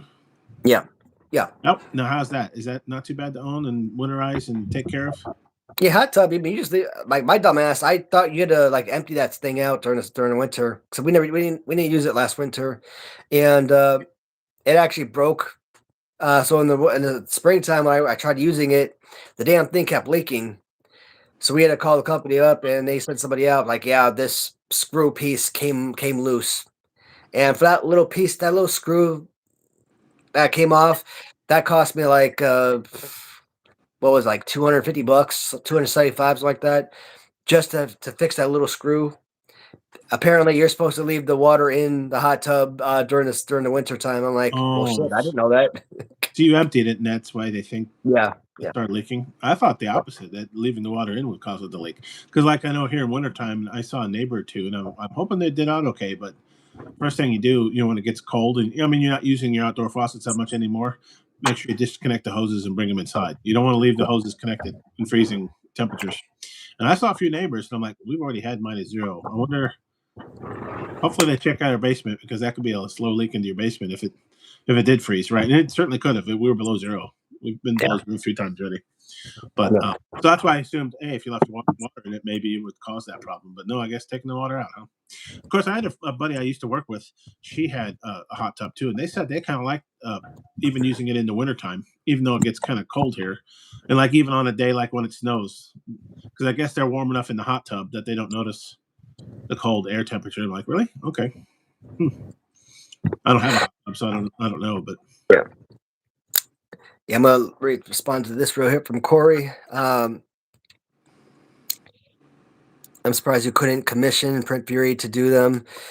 Yeah, man. He he did my first couple of figures, the redone Devil and BBA figure, and he had a big issue when I tried to commission him to do the Jason Up figure, and I don't know what the problem was about doing that particular piece, but I think once I tried to get him to commission him to do the Jason figure, that's like I think that's when he really flipped the script and really started freaking out on me. And it's been a real pain in the ass to try to get him to do anything for me after I tried to do that figure from him. Um, and it just seems like working with him in general is just a pain in the ass. Like every time I try to work with him, like, hey, I want this, I want that. It just seems like it's just really frustrating. I don't understand this. I don't understand that. I'm like, dude, what's to understand? Like, I'm being very clear with my instructions. Like, it's just really really frustrating. So seems like a lot of these people are hard to work with. Is that like what's the deal? yeah, They don't like business. Oh, it's sold out. I was just yeah. looking the Axe and Smasher that sold out at J&J Figures. I was just let your audience know, but sorry you missed it. So John wants to know how to earn profit. How to earn profit on what, John? Yeah, that'd be the key. Find something you can sell for more than it costs you to make, or whatever, good or service. Easier said than done, right? Yeah. Let's got the Sergeant Slaughter WrestleCade exclusive bendy. I don't like major bendies enough to spend $30 on one. I got a few, and then I'm like, that's enough. Major bendies. Do you have some major bendies? Yes. They're just not good enough. I don't like them. They're all the same stance for the most part. The last one I got is probably the last one I'll get. I finally got a Macho. I didn't have any Macho Men. Are you talking about the 4-inch Bendums? Yeah, from Collect Major. Mm-hmm. Yeah, because J&J has the Sergeant Slaughter WrestleCade exclusive Major Bendy up there. Like, Yeah. So it's neat, but it's $30. No, I don't think it's neat enough. I've never bought them from the Major Wrestling Figure podcast. I've always bought them from any of them I Like have. I eBay. bought them from eBay, and I get them for like $10 on auction. Yeah. because at $35 from the website, from Major Benny's website, is ridiculous. Nope. Never. Those are not $35 figures. So I don't I'm think. like, no, not even close. I'll pay 50 for the BRGs, the big rubber guys, but these there's only so. I bought a few loose ones from Whatnot and gotten the deal, but I'm like, yeah. After a while, they're just I don't know. They don't bring me joy. Yeah. I guess you'd say. Hey, Corey, I actually asked Net if she could make China a long time ago, but I mean, we all know, man. Figures. Really? A lot of us can ask, can make requisitions or requests for certain characters we would like to see, but it's not going to happen. Like I asked her a long time ago, like back in May of 2024, like hey, for the Brian Pillman Gloop 2 up.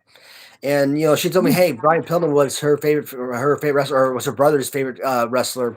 And the Gloop 2 ups are like one of her big her big sellers, I guess. And I would think that she would have jumped on that immediately. And it was like over a year, probably a year, 2 months or something like that, before that figure finally came out. And I asked about the El Gigante. It finally came out. I asked about Giant Gonzalez, like the Hasbro version, or possibly like the real, maybe a more realistic version. And she's like, "Yeah, I'll jump on that too." Okay. She came out with El Gigante, I think back in like April or May of this year. Like, okay, we're like 7, 8 months later. Haven't heard anything about that since. At this rate, if she ever does come out with a Giant Gonzalez, it's probably gonna be like another year or two before that happens. There's certain. I'm sorry. That's a long time. Yeah, man. So it's gonna be. There's certain people that she will listen to. So if certain people say, "Hey, I want to see this character," yeah, she'll listen to those requests. But it sucks because there are a lot of people who have interest of characters that will sell. But and then there's people that request that will not sell at all, and we've seen it.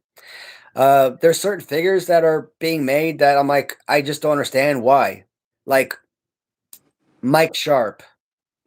I'm pretty sure Mike Sharp is a good character that a lot of people would love to get, but why that particular figure? Why that design? It is a horrible, horrible, horrible design. It is just a bad, bad, bad figure. Ivan Putski, possibly a really good character, but it's just a horrible, horrible, horrible figure. So it's like, why there's so many characters, so many designs, so many figures you could have used, but why those particular pieces, for example? So well, there's an opportunity cost because when you can only make so many figures at a time, I assume. So while you're making Mike Sharp, you can't make another figure, right? Mike Sharp's taking up your time. and she once told me that she had to make like 10 sales just to pay for her mold. And I'm like, okay, if you got to make 10 sales to pay for the mold, I mean, how many Ivan Putskis did you sell? 3? Yeah, I wonder. I'm like, and I didn't even like that figure, but I bought it. So like I probably made up one of those sales, but that was a bad piece. I'm like, how much do they sell for? With discount, $130. Yeah, that's pretty steep. I mean, it'd be neat because I don't have a Putski, but I don't know if I care enough. Yeah, $30. I don't get the whisper in your ear, guys. I think they've said that a few times. And Bum with the truism, Careless Whisper is a great song. Unrelated, I guess. Pretty good. How are you? Well, yeah, man. Like, but China, I even said to her, like, I want a China figure, but like, I don't want a female wrestler that's super small, super thin. Like, if you're gonna make a female wrestling figure, I want her to be the size of all the other male wrestling figures of the LJN line. Okay. Like you look at Elizabeth LJN. Yeah. It's a glorified Barbie doll. I hate that. No, if you're gonna make this LJN, make it in scale with the rest of the figures. So make a real China LJN figure, okay? But I will probably buy a China LJN from Ram Treasures if they come out with her. Maybe. At this point, I haven't bought the last several figures that she's come out with, and I don't know if I'm going to buy any more from her. And as I'm going through my tournament, I'm realizing all of her figures, all of the paint is coming off all of her figures. I think you said that before. Yeah, that's not good. Now, how long? I mean, how long have you had them? They're not that old. Well, these figures. Well, some of them are, 3 years old. Some of them are 2 years old. Some a year old. Some, That's still pretty early, isn't it, to lose? Is it the rubber? Yeah. Does she not seal them correctly? I don't know. Like, I'm not a customer. I don't know how this stuff is done. But like, I look at all of my other figures. Like, none of them are paint. None of them are chipping like that. Like, it's only on her figures. I'm like, what is it about Ram Treasure figures that are different from all the other customs that I buy? Why is it only Ram Treasure figures that paint chips like crazy? Why is the paint coming off these figures? It's got to be the rubber. It's the only thing that I could imagine, because people they will take a. And the customs are neat and all, and she's small and all, but I mean, $130. You're asking a lot if it's going to. Like, they will take a regular LGN figure, they'll paint this, and they'll repaint this, like, yellow jacket, blue jacket, whatever, and it'll be pristine. It'll be clean, no marks on it, right? No paintbrush marks or anything like that. And you will never see that paint chip on a figure like this. But then you'll take like a Ram Treasures figure and it'll be cracking. The paint on the hair will come off. It'll just be weird. Like, I don't know why. It's just so strange. And nobody in the world is a bigger fan or will give more shout outs in the world than me. So, I know Jason Nupp will come out and say he's the biggest XOX Ram Treasures fan in the world, but come on, Jason, you are not a bigger fan than I am. China would work though, because you could definitely get away with making her figure bigger too, right? As a bigger wrestler, she was. I know Jason's good friends with Net and everything, but I am a bigger fan. No. To fan off. You guys going to compete? I look at it like this. I don't want to say it like that because that's kind of negative. I was going to say a real fan. Oh, we'll call out the negatives, but I don't want to say it like that because it sounds bad. But if you're a fan of something, you can highlight the positives and you can highlight the negatives. So if I say I love this figure to death, but I hate the fact that his arm is fused to his chest, that's, I'm highlighting the positives of the figure, but I'm also highlighting the negatives. So, you're not. Because you like that figure so much, you want it to succeed. You want it to be the best. Yeah, so, I love Ram Treasures. I'm a huge fan of Ram Treasures. I'm a huge fan of Net as a person, as a seller, as someone who will respond to her actual messages. Okay. Mm-hmm. As an artist, but at the same time, I'm also going to call out a lot of the negatives that's part of her business, and the fact that the paint on her figures just do not stick. That is a huge red flag. She's got some stuff to work on. Yeah, and the fact that you can go get these real figures from the Toonie, from Big Rubber Guys for $50, and the fact that the fact that they are customs and not legitimate figures, and you're paying 3 times the price from her company, yeah, that is a huge red flag as well. So, and hers they don't come on card, no bubble, nothing. They're all loose, right? Another big issue I find. Oh, you'd like carded. I like to have those cards and stuff. Posters aren't necessarily a big issue, but it's a nice accessory, a nice addition to have. For LGN style, I could see the posters, but I don't know what to do with them, so I don't mind. But the cards, not having a card, I could see that. All right. Oh, there we go. And I'm trying to get through the comments here. You can make a bounty hunter version of. I think that's what he went into. The bum's comment about David Schultz. You could make a David Schultz slapping that one. Who was that guy? John Stossel. Make a parody of John Stossel figure, and you can have David Schultz slapping him again. You know what I'm talking about? Well, yeah, it was a whole Dark Side of the Ring episode, but I'm thinking of the right guy. I don't know. I think so. Man. Those is all kinds of weirdly stuffed up for some reason. Man, she asked you for ideas, which is odd because, like I said, man, I gave her ideas in the past, and even the ideas I gave her, she sat on them. Even the ideas, like I knew she was coming up with, Gloop 2-ups. Like, why did she sit on Brian Pillman? Like one that I knew she was going to make. It's not like she wasn't making Gloop 2-ups. It's not like she wasn't going to make Brian Pillman. And she said that she loved the figure. She loved her. It was her favorite, her brother's favorite. Like, why did it take so long to get that out? What was she waiting on? Like, I wanted that figure immediately, right? And it had been such a long time because this was like May 2024. It had been such a long time since she had come out with a new Gloop 2-up at that point. So when I had inquired about a new Gloop 2-up, Brian Pillman in particular, I don't know. It had been probably months, a year. It'd been a long time. I'm like, hey, you coming out with any new Gloop 2-ups? Are you coming out with the new Brian Pillman in particular? Why did it take another year? Over a year. So that was frustrating. And at this point, I mean, how many more? Like here, she's got Ric Flair. Alter the hand a little bit, chop off the head, throw on Rick Steiner, bam. You have a Rick Steiner figure. She's already got Mr. Perfect. Chop off the damn head, throw on Scott Steiner, bam. You got a Scott Steiner Gloop 2-up. There's a 2-up. You got the Steiner brothers. What's she waiting for right there, right? And they've been selling. Look at ringside. You got the Bell to Bell Steiners. You got their unsanctioned or something. Don't they have? Or no, it's that 2-pack. It's a Mattel style. What do they call those? Yeah, like they had with the Outsiders. That whatever they call the package.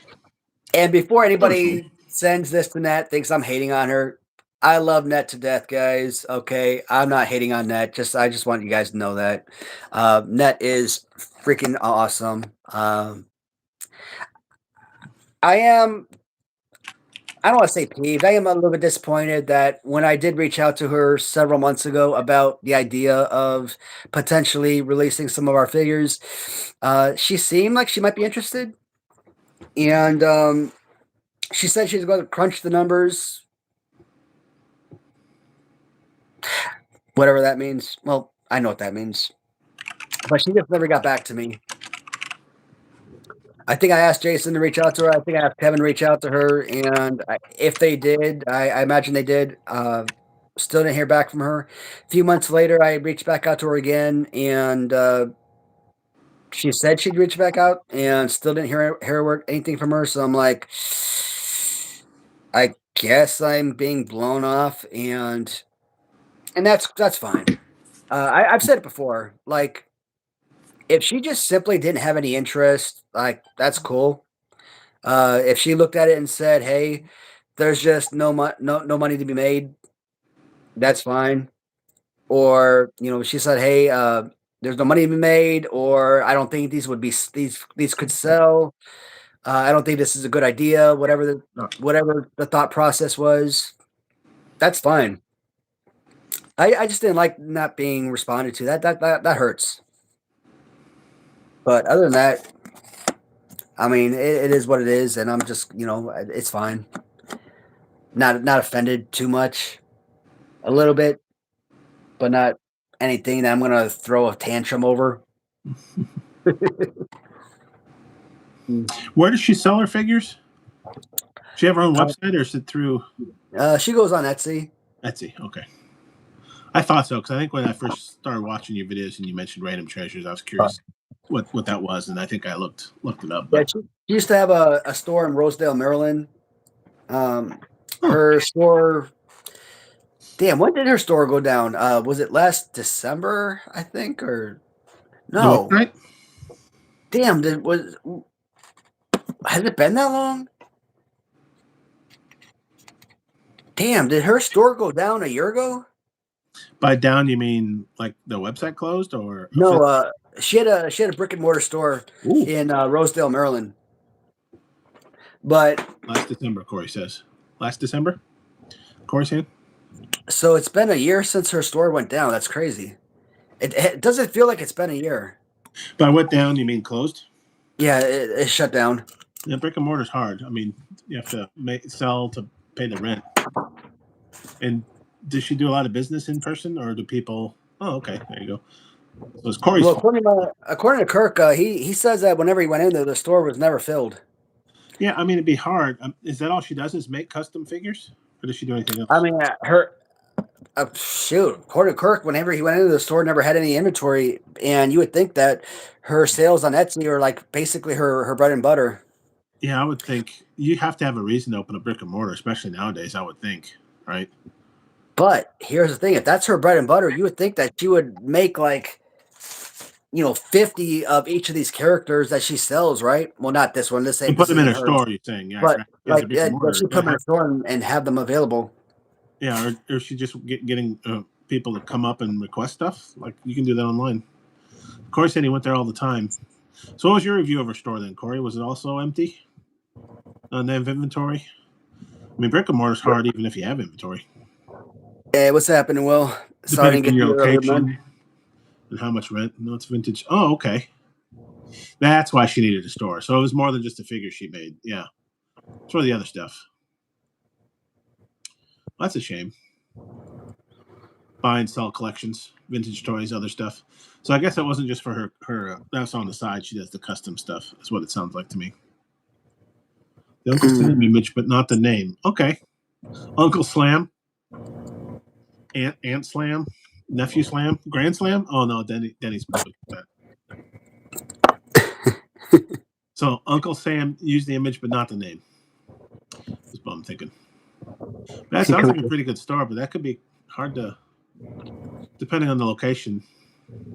How many toys do you have to sell in a month to make rent? Hey, we reset. It's been an hour and 51 minutes. That is fantastic.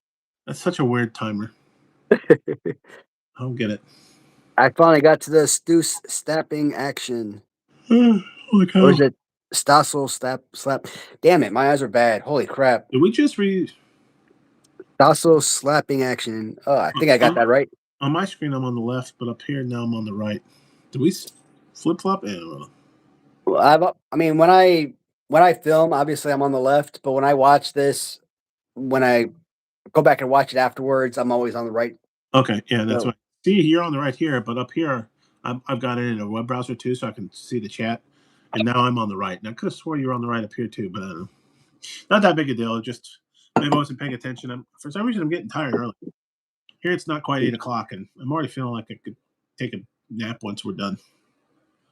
I drank my usual coffee for today, and I worked pretty good. I'm working today and tomorrow, then I'm off the rest of the week. But I don't know. I just feel extra tired today. At least right now. I didn't during work. Whoops. Dropped my lid. Where'd you go? I went there all the time. Yeah, it sounds like a pretty cool store because Corey's saying she'd buy. I see him sell vintage toy collections from other people.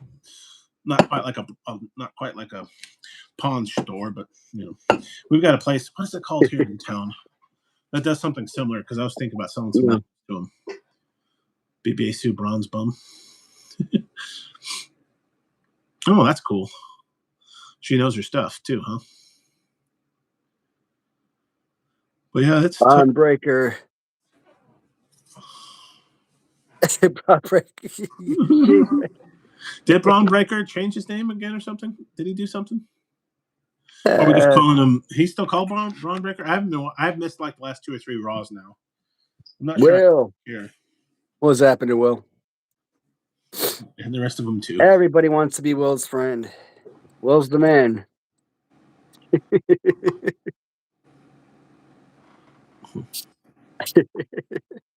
You don't watch much wrestling nowadays, do you, Wally? You don't keep up with much of it? Yeah. No. I've been trying to, but it's been hard. Like I said, I watched Cena's last match and thought it was terrible. Well, then I saw Bum did like a watch along, which was pretty cool. But I've missed the last couple Raws. I only watch AEW from in the background because I get it with my HBO Max subscription. So I kind of try to turn it on to pay attention, but I don't. I like AEW wrestling even less than WWE right now. I don't know. I don't know what to do. I want to watch it, but and now, unfortunately, I'm seeing like the old collection is disappearing from Peacock. So I'm wondering where that'll go. You know, like I already know Saturday Night's Main Event's been trimmed down on Peacock, which sucks because those were kind of fun reliving my youth watching. I remember as a kid being so excited because I wasn't into Saturday Night Live yet. So whenever they're like, Saturday Night Live's been preempted by, Saturday Night's Main Event, I'm like, oh, that's great. Just Dude. got to convince the parents to let me stay up and watch it. Elvira, that's what I gotta do. I gotta turn my wife into Elvira. Hmm. And Is you she know into what? horror too? Is your wife into horror movies and stuff too? I mean, we watch a ton of horror. I mean, she's not against it. I mean, she loves horror, I guess, Okay. Yeah. because I love horror, so that's like pretty much what we mostly watch. But I mean, it wouldn't be like copyright against Elvira because it would be like my wife's face, Yeah. but it would be Elvira's look. So would that be taking her? Hmm. I mean, not necessarily. I wouldn't think so, right? I mean, we're just basically be dress up. Oh, that's right. She did. So Yeah, but could you make a parody, right? Fair use or whatever. Yeah, I just heard that Elvira. I forget her real name. I think she has a partner right now. I don't know if she's bisexual or lesbian or both, or maybe just confused at times. Ooh, custom Elvira LJN. Do you have the Missy Hyatt BRG? yeah, I assume she's also got the Elizabeth problem. She's a little too small. yeah, but it actually stands on its own, which is fantastic. Oh, okay. It's still in my Elizabeth pile of loot. LJ can't. It's in my Cassandra Peterson. That's her name. Good job. She's in my pile of loot at Big Bad Toy Store. I have to, in fact, ship by the end of probably next week. I think I got the Rock and Roll Express in my pile of loot, so I'll ship them probably this time next week. Is she a natural redhead? I always like redheads. Oh man, You never tell because she's always dressed as Elvira, the pale skin and the black hair. Oh, nice. Is that her real name? Cassandra Peterson? Yeah. As soon as he said it, I'm like, yep, that's it. Cassandra Peterson. I remember looking her up one day. That's kind of neat because let's see, hi, that's who. That's my first pick of the most. Hey, baby, hey, you gonna go ahead and post those new posters, or what you're playing with those? He decided he's going to charge you $300 for each poster. No, I'm just kidding. I mean, originally I was thinking, save the posters because when people buy the figures, I wanted it to be a surprise and have people be really excited when they see it for the first time. Mm-hmm. But I'm kind of excited, man. Like I really like what design you came up with. So maybe it might inspire people to go ahead and buy the figures just to get the posters, man. They're that good. But I'm also kind of worried that people might just see this and screenshot it and want to print them out for themselves. And I'm like, damn. Now it's like, why the hell would they want to buy the figure just to get the poster when they can just screenshot that sucker and print out their own posters? I didn't realize this because I always thought Missy Hyatt was a WCW celebrity or character or whatever. But I was watching that OVP podcast. In one of their fish and clips, I think they call it, because they work with this guy out of England. And so they're always making fun of fish and chips. Well, he had some stuff that apparently I think Missy Hyatt got her start in the WWF, actually. She had a segment called Missy's Manor, which I didn't know about, like in the early 80s. And she was terrible at it, which is why it only ran, I think, a few episodes. And then like, yeah, okay, this isn't working out. But she actually broke on WWF first, which is kind of interesting. Big Rubber. Okay, yeah, I assumed that's what Corey meant, but I was just, yeah. Big Rubber guys. Well, because I don't think she has a lot of figures right now. Big plastic guys. Is it only for her? No, Misty Manor was, they might have called it WCW, but she actually started in the WWF first with Missy's Manor, which is kind of interesting. They actually had clips of it. I don't think it's very well known. I didn't know. I wasn't watching, I guess, whatever wrestling show she would have been on, like probably one of those weekly, I forget what they're called, like Prime Time or Superstars or one of those. Because they're actually going through watching them all in the 80s. They started, like, I think in 82. So it's kind of interesting to see all this stuff that, of course, was before my time. So I even started watching, of course, before I think even Hogan joined WWF again, and certainly before Hogan won the title first, because I think that was January '84. If I remember correctly, something like that when Hogan won his first. But you could tell she wasn't real natural yet on camera. She wasn't real natural interviewing these wrestlers and stuff. She was still figuring out. She was still figuring out, but I think she made out okay eventually.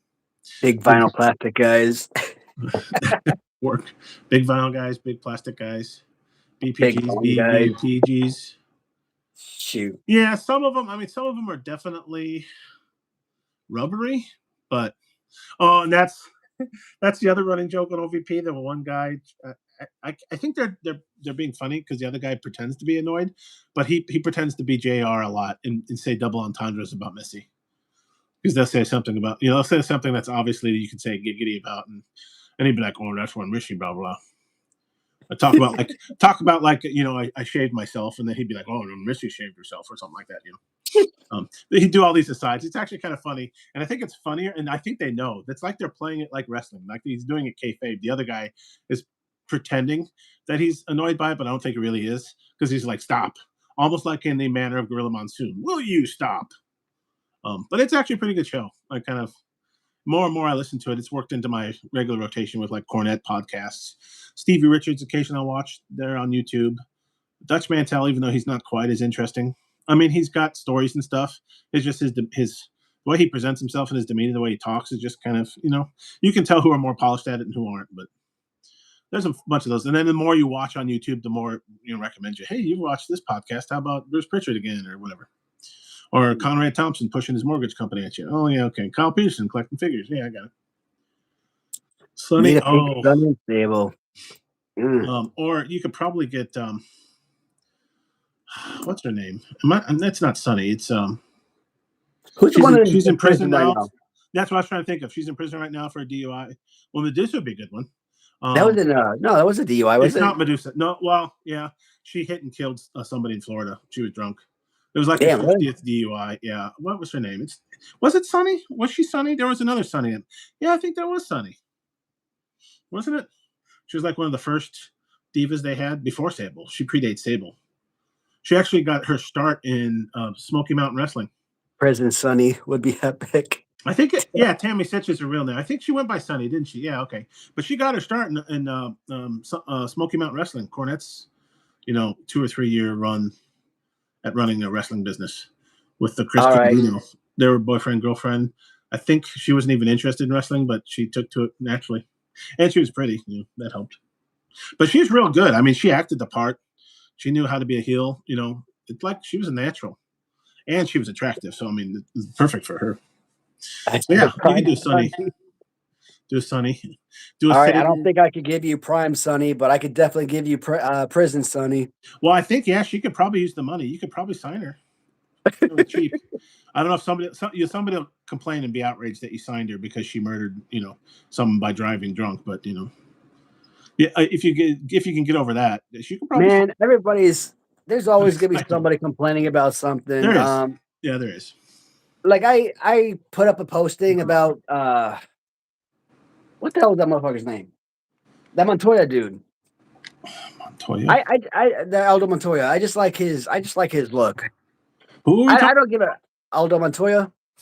Oh, that wrestler. Yeah, was he apparently a terrible person or something? I don't know enough about him. Yeah. Deal. Is that? Yeah. Scammer dude. Oh, and okay, he's a scammer. Okay. I didn't give a rat's ass about any of that stuff, right? You just like I just like the look. Like he was like a jobber type in the 90s. Yeah. Like he was not a good superstar type. I just like the color scheme of his outfits and everything. So I just like Just Incredible, yes. So that is Just Incredible? That was his gimmick? Yeah. Yeah. Yeah, he's okay. So we were talking about it earlier. Yeah, he's a scammer. He's a drug addict. Yeah, he's like today he's a friggin' criminal, right? But I just like that outfit. I just like the color scheme and everything. I just mask and all. I just thought that was cool. So was that before his success in ECW then? Because it looked kind of young on the picture. Yeah. I mean, that was like what, 94, 95 or something like that when that was. that was like super freaking early. Okay, well, That was like I remember being like super young because in the when I saw him wrestle. I didn't notice that in the picture that was just incredible. But I'm looking at his Wikipedia. Yeah, Aldo Montoya. Debuting in 92, Polanco first came to prominence in 94 when he debuted in the WWF as Aldo Montoya. really, 94. Damn, even younger After than I thought. leaving the WWF in 97, he joined ECW and adopted the ring name Just Incredible. Yeah, so that was before ECW. Huh. Yeah, because I couldn't tell from the picture that it was obviously him, but he was also younger too. And in gimmick, right, is Aldo. Huh. Aldo Montoya. I want to see that. Terrible, freaking terrible. Peter Polanco. Peter Joseph Polanco is his real name. I didn't follow ECW much, and I honestly don't think Marie said it. that It's great. public domain. That is interesting. I want to see another Marie picture. said public domain. Really? City now. That's interesting. That is awesome. I did not know that. Freaking Bum Shadow is full of information. Public domain? Huh. Maurice Bullitt, French Angel. Yes, he doesn't look like. Well, maybe it looks like him in gimmick. So I was looking at the Aldo Montoya picture again. I guess maybe because of the top part of his face, and he was so young then. It doesn't obviously look like. Oh, so there you go.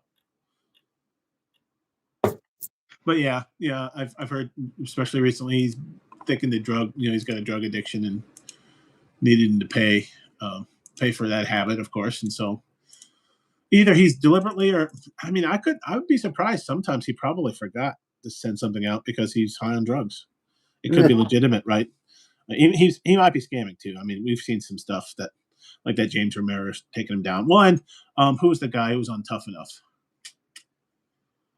he has a big video now channel on YouTube. What is his name? Somebody's going to think of it. He comes up a lot.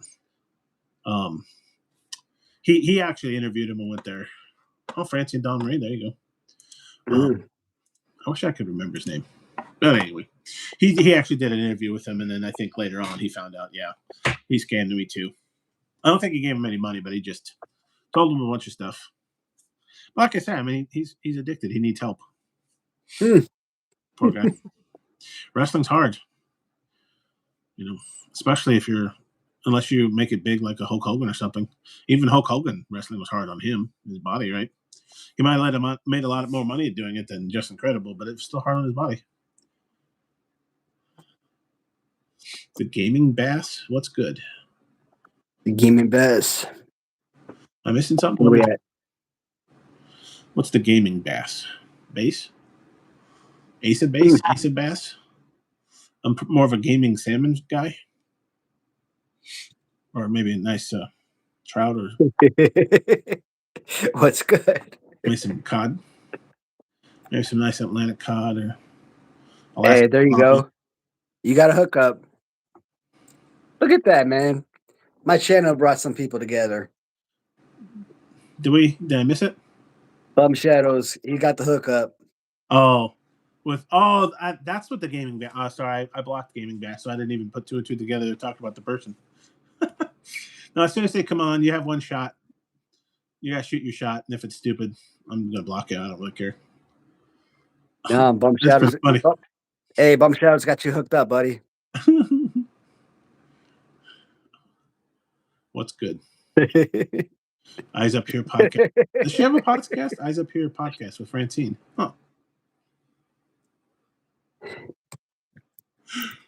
God dang it. Hey, Will, go ahead and leave your number there, bud. Oh, I need some coffee or something. Wow.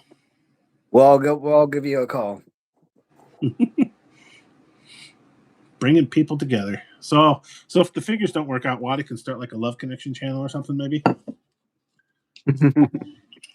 Honestly, though, Corey, if I made a pot of coffee and drank it all, I would still fall asleep. I was famous on Sunday mornings.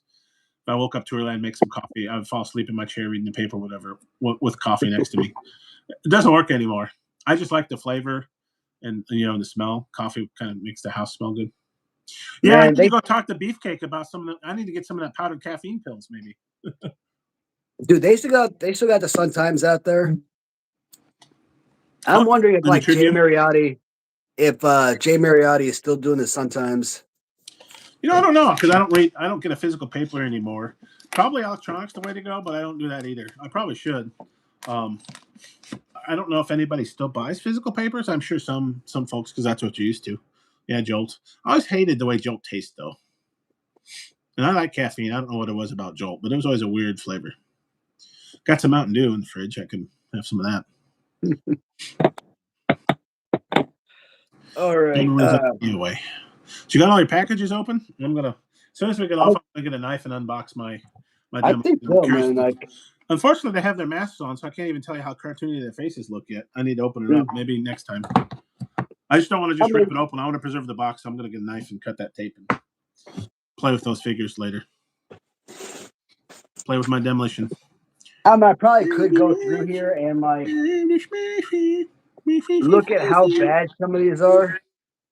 Oh, Oh God, in shape? You mean like beat up and paint chips and oh my lord! look at that beautiful mug. I can only tell because of the chest that it's George the Animal Steel, right? Otherwise, how could you tell? Wow. He was hanging out with Beefcake on that stove or whatever too long on that sandpaper. I haven't heard Ted DiBiase. Is he any good? He's a little too. I don't know if he's too much of a spiritual person for me, but I don't know if he talks about that. But is that one of your dozens? Oh wait, no. Who is that? Special delivery? Is that This is Coco. Yeah, that's Coco. Like, you look at this and you see why I had to get these fixed up because these are trash, man. These are like this entire box is probably like $30 worth of, and I probably paid like a couple $100 for this box if I had to, say individually. How many figures though? Do you think in the box that you paid it? I mean, it's probably figure. like a dozen figures in here, but I mean, if I were to sell these individually, I might get like. I mean, this is a good one, Bruno Sammartino, but that's actually pretty good shape. It looks like. Like I might get $25 for this one, maybe. That doesn't look too bad at all, really. Got all his fingers. Most of it's there. This is a good one. He looks like he's in pretty good shape. Not much touch-up needed. But imagine if you could touch him up just a little. You could probably... How much would he be worth then? Triple? You get $100 for him if you could touch him up? No. He's not rare enough? I think if he was mint, he'd probably be about $40. Ooh. I think in this condition, he'd be about 20, 25, maybe about 15. That's a pretty good shape, though, without being touched up. So Corey's got a trivia for you. I don't think I know the answer.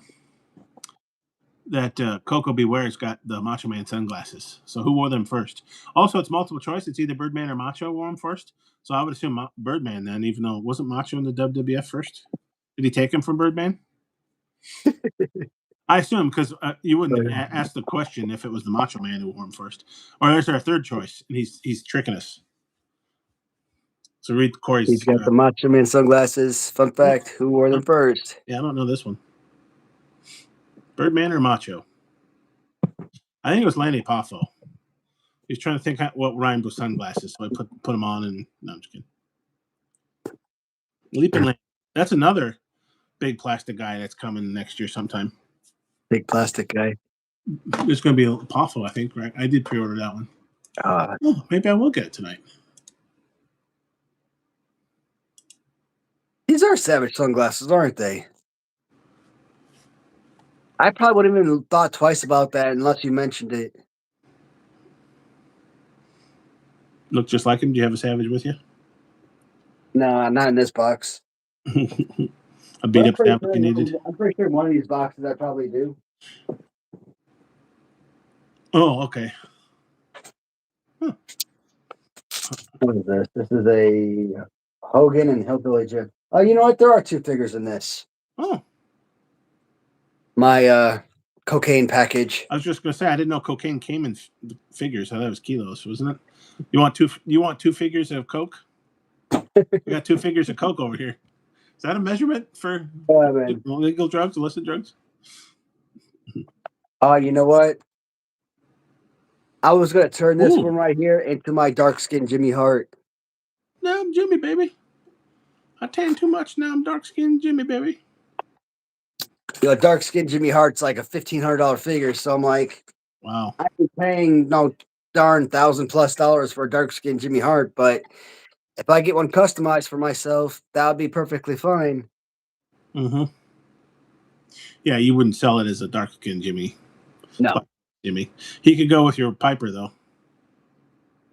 Plus, Your half blackface if Piper. you look at this, where it says Hogan down the side, Oh. I think, or maybe it's this part right here where it says Hulk. I think the original dark skinned Jimmy Hart, this says Hogan and this one says Hulk or something like that. So, Yeah. So if so they're the paying original, attention. that's how you tell the difference between a dark face and light skinned Jimmy Hart. So, you could tell the difference between original and custom if that were the case. Mm-hmm. But for my personal collection, like I said, in that case, a custom would just serve, my need for like review videos and stuff like that. Mm-hmm. Like when I have my custom, red shirt mail away Hulk Hogan figure Hasbro. I'm not paying $1,000 for a Hulk Hogan mail away Hasbro figure, but my custom mail away Hogan is perfectly acceptable for what I use it for, like review videos and stuff like that. Mm-hmm. And just to have too, right? Like in your collection. Yeah. So It's kind of neat. It's a neat idea too, because like you say, yeah, do you really, really, really, really desperately need that figure for $1,000? That's a lot of figures. I don't think. Luckily, I don't care enough. I'm trying to buy mostly modern stuff. I would like to maybe buy a few more loose cell Jans. I only have the 2 so far. Blackface Pepper. Yeah, I've got like a Hillbilly Jim and a Orndorff. I definitely remember having an Get Orndorff. the frisbee. Sure. Get the frisbee. Yeah. Oh, for leaping. Yeah, leaping landing. I don't know. Did he? No, I don't think he comes with a frisbee. Does he? The big plastic guy version. Where did I buy that from? You know what? Oh, I'm just realizing these arms aren't too far apart from each other. no, he's got his scroll in his graduation outfit, but no frisbee. They should have given him a frisbee, shouldn't they have? But they made him more like the genius or Lanny Poffo. That's what they're going for here. Too bad he's gone too. Though, hey, we were talking about Coco Beware. He's in the same series. Coco, Poffo, Sean Mooney, and Shotzi. When does that come out, anyways? Does it tell you? That's a good question. I haven't. Let's go to their website again because they try to update that every once in a while. Because I thought they were supposed to be by the end of this year, but clearly they're not going to make it. I don't think. I thought like May, but I feel like that's too far out. January, December, February, January, February. They're saying February right now, but Coco, Lanny, Shotzi, and Shawnee, as you're calling him. Haku, Tonga Kid, Bruiser Brody, and Kerry Von Erich, January. Because see, they technically were the series before him. I think Demolition was late, right? So that was the series 12. Series 13 is the Haku, Tonga again, Bruiser Brody, Kerry. That's now on January. And I think that was supposed to hit this year too. So 12, 13, 14 is December, January, February. Mm-hmm. And then March for 15. Now, do you believe all that? One Possibly. a month? Maybe. I don't know. Maybe they ran into some stuff. Did they change factories or something? I don't listen to their podcast enough. I've missed several of their episodes, and I don't subscribe to their Patreon to get it early. So I don't know if they've talked about it in their podcast. But yeah, I mean, they'll get here when they get here, I guess. USA Macho February? Yeah, that's been a while because that was a July 4th. Right? So that'd be 7 months. Rambo Kickboxer January. That's been a long time coming, too. Yeah, it's on their pre-order estimate website. So we'll see. I know just eventually start seeing, like Fig Heel and places like that start reviewing them, or people like, oh, look, we're got it. Like, okay, now it's available. It's in public domain. We're talking early 1900s, 1930s, but still historical wrestlers. Really? Man. Oh. Yeah, I tried to stick to wrestling figures, but I ordered the Rambo and the Kickboxer. And later on, when the drunk Kickboxer, because I thought that was he acted so poorly as the drunk Kickboxer. I'm like, I need a figure to commemorate that. So I bought that one too. I got one of the Kickboxers, but I don't remember which one. Like, I know I got one, but I think they got two versions, right? Yeah, they've got the regular one and then the drunk dancing one. And I remember him drunk dancing because it was just terrible. The acting was really bad. I used It to was be able so to do that when I was a kid. the way When I was he drunk young, danced. and I wasn't like overly embarrassed to do everything. Oh yeah. I used to like get up in front of my family and everything, and they used to like freaking cheer me on. I used to do the Jean-Claude Van Damme dance so perfectly as a kid, and I freaking used to love that scene. Shoot. It's just such funny that was their second figure they decided to release of him. Not the let's tape in the glass to your fist or whatever, final battle. No, let's go with the drunk dancing one next. Oh, okay. Good choice. So I had to order it too. And today, shoot, I couldn't even dance in front of my wife. I mean, I do, but like I don't dance. I make believe dance. I bullshit dance because I don't know how to dance. So when I dance, I kind of like bullshit. Like I said, I don't know what you call what I do in front of my wife. That's not dancing. That's just I don't know either, but Tom Vague wants pictures. I don't.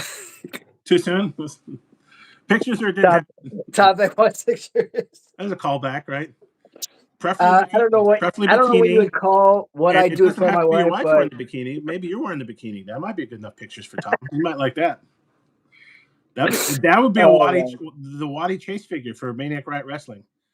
Is maybe your devil character in a bikini, or what would you think? Or there's man, I sometimes, man, like I do what I call do the Waddy, and that's kind of like what that's what my wife and I refer to my dancing.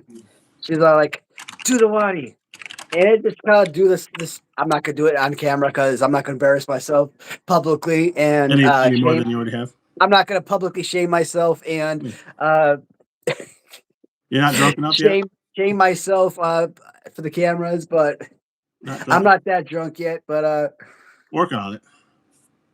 Oh man, I gotta get like $100 worth of donations for me to publicly shame myself like that. Goddamn! Pass around the hat, everyone. Please do not donate my money to watch me dance because then I'm gonna be forced to dance and I'm gonna hate myself for it. I thought that's how you got through college. I used to dance to get myself through college. Isn't that the story? You're not too far off. You're not too far off. I'm trying to think of other chase ideas you could do. Yeah, he probably could put the WWF on his vest pocket. Unless he meant World Wildlife Fund, but they might sue.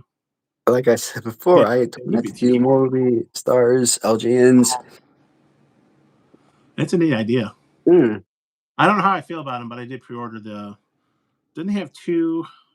Definitely the Macho, even though he's in a Reds outfit. But the two, is it Mr. Met and the Philly Fanatic? Even though I'm not fans of the names. Oh, that's too funny, man. Bum's got all the public domain. Debbie Does Dallas. Wow. I guess I would sell that different type of action figure. Different type of action figure. You take EBT. I guess I take DoorDash if that helps. Can you eat the figure? Does that count then? Does it all have to be like food for EBT? Isn't that food stamps? What's that? EBT, isn't that like food stamp type of thing? Electronic food stamps? Does it have to be food? Can you only buy food on EBT? What if I promise to eat the rubber figure when I get them? Some of it, yeah, or Snap, yeah. Does it depend on the state too? I think actually it's called EBT here in Illinois. Luckily, I don't know. I've never been on them, but generically food stamps, I guess you'd say. But yeah, I sure want PayPal, Venmo. Was it PayPal, friends and family, whatever the one is to avoid the fees? Yeah. Cash App, that's a thing, isn't it? Yeah. Zelle, that weirdly named, trying to replace ACH that the big banks are coming up with. And there's another one like Pays or something like that. Who's coming up with the names for this junk? Some weird names. Have you seen that? I think it's Pays by the credit card company. Zelle's a bank thing. Back in my day, we worked for a living. And we liked it. Oh, it's a different. You walked uphill both ways barefoot to school and stuff. Yeah. in the snow in the middle of July. I don't know how. We weren't even in school in July, and I don't know why it was snowing. We didn't Hey, even go you to know school what? that late. But then again, you know what? In Chicago, Mm. that's actually not too far off because freaking Chicago, it doesn't matter what damn month it is. It actually snows random ass time. Like it could be freaking June and you get 4 damn feet of snow. And then it's like December and it's 86 damn degrees outside. That's how freaking weird freaking city of Chicago is. Is a lake maybe could cause that lake effect type snow that late? June's pretty late. I know growing up here in Illinois, I've seen it into April easily. Right. Yeah. Maybe May, maybe first week of May. I Not might be exaggerating a little bit, but the no, it point is was it's freaking weird. Temperature yeah. it's freaking weird as hell out there. And I think here recently they might have had a tornado sighting down this is southern Illinois a couple days ago, a week ago. But I remember in April years ago, 5 years ago, 10 years ago, something like that, in near Springfield, the capital. Still kind of southern Illinois a little bit, not southern, but I think we had a tornado. It was an early spring thunderstorm system come through, and they had tornadoes in and around Springfield. And then it was such a low pressure area behind it that it caused it to snow after the tornadoes cleared through, right? Because that's a low pressure area essentially, so colder temperature. But it got so cold that it turned into snow. So I was picturing people's having the roofs ripped off by this tornado and then getting snow like in the living room in April of all times. And you're like, wow, that's a crazy. I mean, that is what it is. Like we're talking about 60 degrees here this week in Christmas, and we just had like minus. I think it was pretty early. It was like first week of December, maybe even just right after Thanksgiving. It got really cold. So I mean, it's like all over the map. Cold and windy, and now we're going to talk about 60 degrees. I'm like, oh, okay. Keep you on your toes. There goes the white Christmas. Like I say, I've got a little bit of snow left at the end of my driveway, but I don't think it's going to make it. It melted a bunch today without the sun, right? Because it was in the 40s, right? Which should be enough. Anything above 32. Yeah. Oh, shoot. That was a good one. Maybe it's because it's cold in here. I turned the furnace off, and I think it's gotten a little chilly.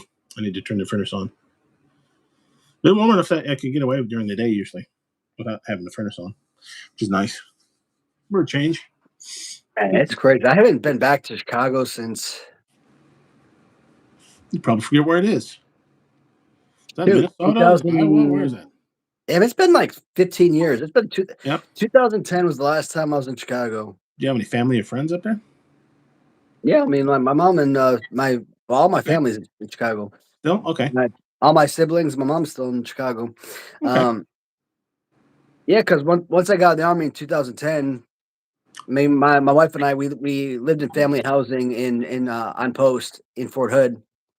Mm-hmm. Once I got back from my first deployment, my wife signed for on post housing.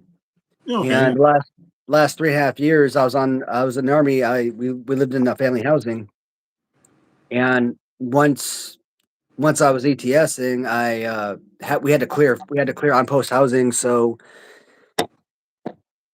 right at the end, we were trying to find apartment or something somewhere in Lane, but we couldn't find anything fast enough.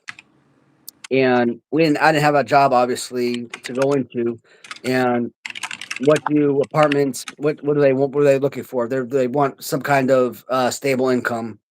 Well, guess what? I'm exiting the army. I don't have a stable income. I have no job, so they're not going to just give an apartment to somebody with no income. So that wasn't going to happen. So I was like, shit, I'm screwed. Should have planned better.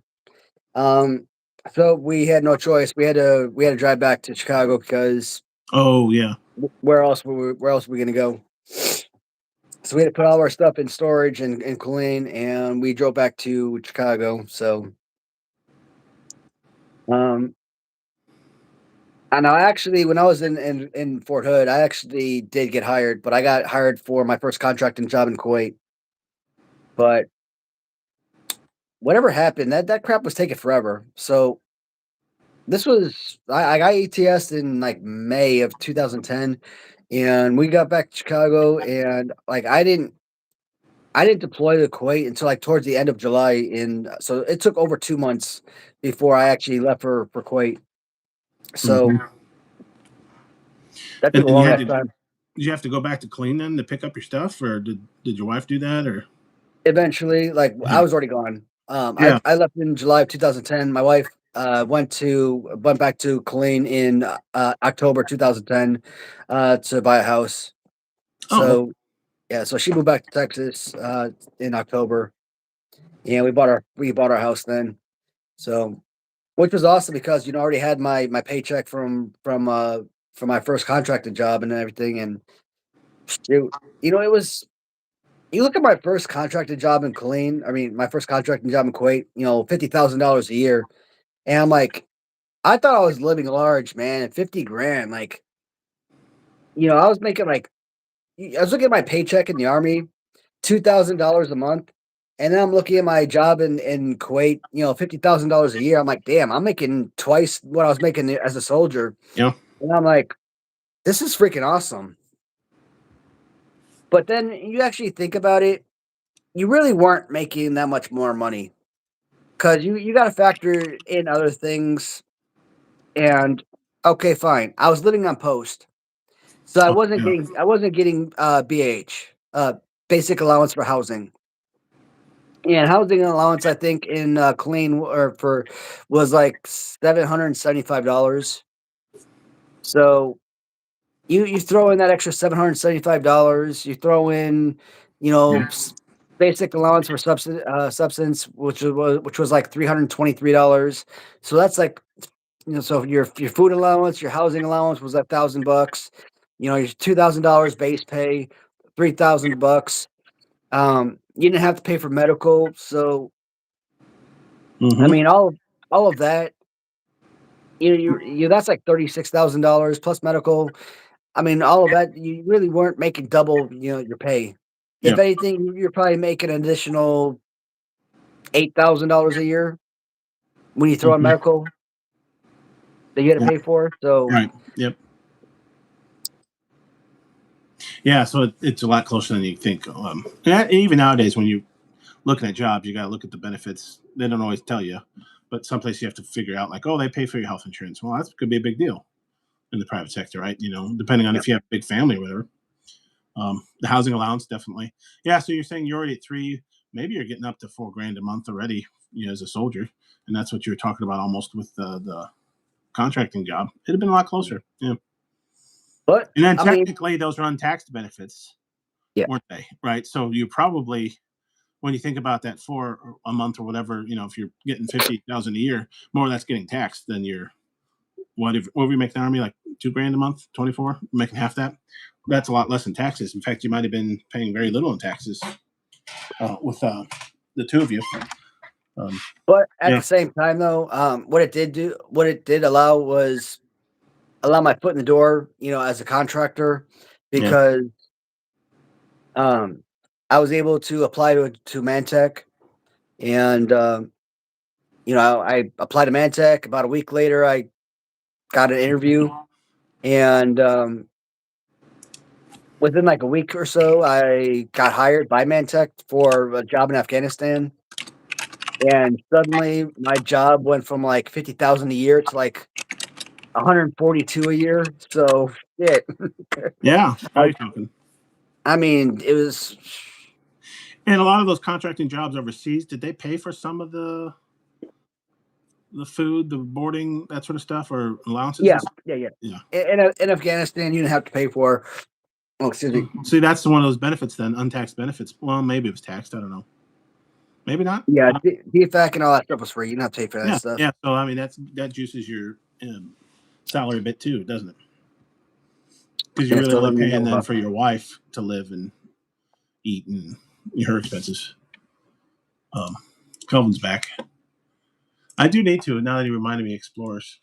I left it going. I think it would have kept playing, but I wasn't paying attention because we are still live streaming. It looks like I will get it tonight. The Amazon delivery is 4 stops away. It says that's late for them to deliver stuff. Bum Shadows talk about Jackie Robinson. That's Yeah. what's up there. I like Jackie. So that's public domain where the story is. Hmm. I don't know if Hey, he what's happening, Ross? real person would be, but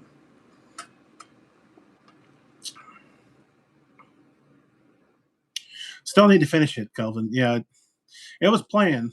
So every once in a while I look up, but Matt and I were still live streaming, so at least I know I can watch it for free. I think was it Pluto? I think it was Pluto TV. Right from IMDb though. Clicked on it and it started playing. And I was like, oh, okay.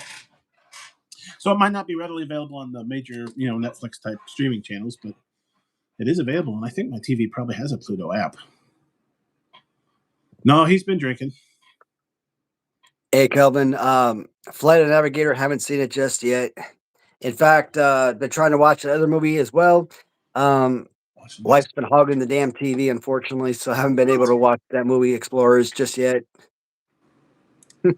Why'd she do that to you?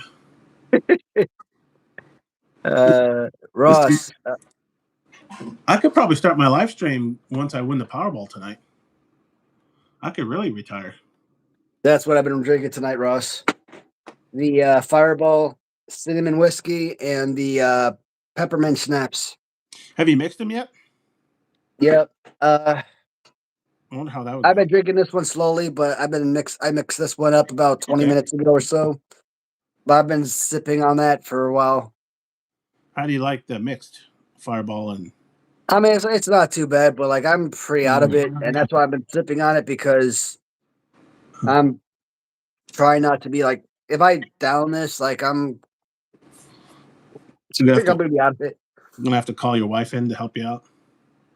Oh man, I haven't had one of those days where I'm like. It's been a while. No, yeah, really, you haven't drank much. I think lately. Did you drink on Saturday a little bit? Yeah, a little bit. Not a whole lot. I drank a little. Had a little bit of eggnog. Whipped cream Burnett. Which one's whipped cream Burnett? I actually think I have that. Is that the? Is that vodka? No, that's not vodka. That's the. There's the vodka, isn't it? No, I don't actually know that one. Burnett's vodka whipped cream. It's vodka. Is that whipped cream flavored vodka? Man, they'll make anything flavored vodka. Yeah, I grew up listening to soul, funk, or R&B. I would say R&B, yes. In fact, when I was a kid, I would say R&B was like my favorite type of music. But that's because like I always enjoyed listening to like Tony Braxton, for example. But I mean, I wouldn't necessarily. But in all honesty, would I really say that R&B was like my favorite music growing up? Probably not. But when I say artists like Tony Braxton, etc., and Tony Braxton is like one of those artists that I always gravitate towards when I say R&B, because she's like one of the most famous R&B singers in my opinion. So when I say growing up, what was the type of music you listened to? I say R&B, but was it my favorite? Probably not. But in high school, then I would move on to alternative music. Linkin Park, Sum 41, Blink 182 was one of my absolute favorites, etc. Papa Roach, absolutely love them, right? So love bands like that. Yeah, now probably music, like Ross is saying. Growing up, though, I didn't listen to much soul, funk, or R&B. I didn't listen to much music at all. I got annoyed with music because I'd fight over the TV with my sister because she'd always want to watch MTV Countdown. So I didn't listen to music at all for that reason, I think, until later on.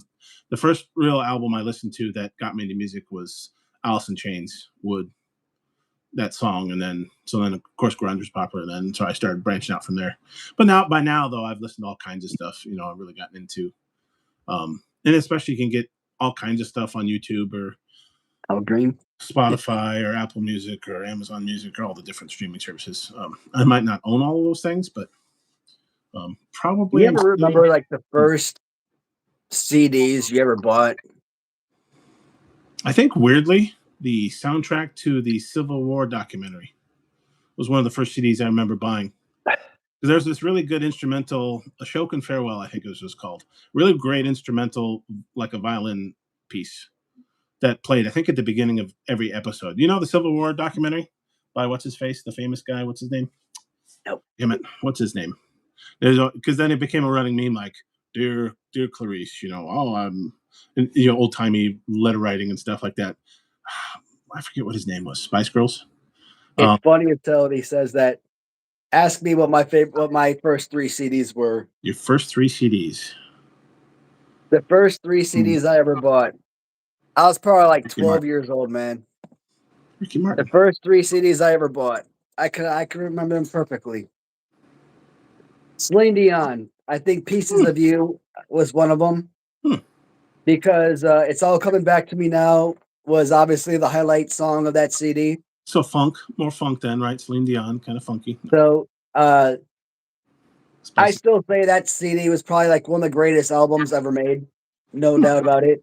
I don't know enough. Um, Spice Girls obviously this was the second album that I bought. Oh, Um, what are you saying too? so that's awesome that he mentioned that because Spice Girls was the second album on that, and was it? And Jewel was the third Hmm. one. And what was that? Pieces of Oh, You, I wow. think it was called. No, what was Celine Dion? I Not think so Jewel pieces of poo. Pieces of You was Jewel. So I don't remember what Celine Dion was called. Celine Dion was what was her album called? Back in Black. No, it was Symbols. Was it Symbols? oh man, I'm trying to think. Damn, Underground Radio. That one. I don't remember, but it's a city that had Smells Like Teen Spirit. Celine Dion. it's all Come coming on, back man. to me now on it. Wasn't it Smells Like Teen Spirit? I could have swore that was hers. But those are my first three CDs. I used to. What's awesome is I used to have this What's three that? CD changer, and I CNC used to Music always sit Factory. down CNC and Music Factory was one of my first ones. I remember. which one? CNC Music Factory. Remember that? And then Mm-mm. MC Hammer. Now it's coming back to me because I got a boombox. That my first CD player, I think, was a boombox, and I think that same Christmas I got a few CDs. So I think that was even before the Civil War. So maybe I did listen to rap more than I remember. And what would you call CNC Music Factory? What would you call that? Like dance more, maybe? I didn't get into Led Zeppelin until later. In fact, sheepishly, I didn't know Led Zeppelin. When somebody, I think in junior high or something, talked about how they loved Led Zeppelin, like, what do you mean, like that leg song? I got it mixed up with ZZ Top of all freaking bands. ZZ Top and Led Zeppelin were like so far apart. I'm like, then I started listening to Led Zeppelin, like, oh yeah, they were actually really good. I think that was one of my first classic rock type forays, right? Like, oh, there's music before I was born. Oh yeah, you got Led Zeppelin and you got Rolling Stones. I think probably Black Sabbath and Led Zeppelin were the first two. Then I think I mixed around some Jimi Hendrix, maybe Rolling Stones before Jimi Hendrix, whatever I was exposed to, right? So you start listening to older and older stuff. So I guess I might have been into rap and stuff more than I thought. Now that I think about it, I remember Boys to Men. I think I had that on CD. I'm trying to remember what cassettes I had now. Alanis Morissette. Yeah, I didn't. Man, a couple of my buddies really liked Frank Zappa. I get it, but he's out there. Zappa. Man, His it's music, fun to his think about music's the out damn there. collections we used to have. Like I think as a kid, like I'm not talking like hundreds and hundreds and hundreds of freaking CDs or anything like that, but I Yeah. mean I like the amount of CD collections that I had as a kid. And then of course in the 2000s when DVDs came out, you know, I was slow moving. Like I hated DVDs. Like I hate change. I like stability and I like what I'm familiar with. And I like VHS tapes. Oh, yeah. I like being able to buy blank VHSs.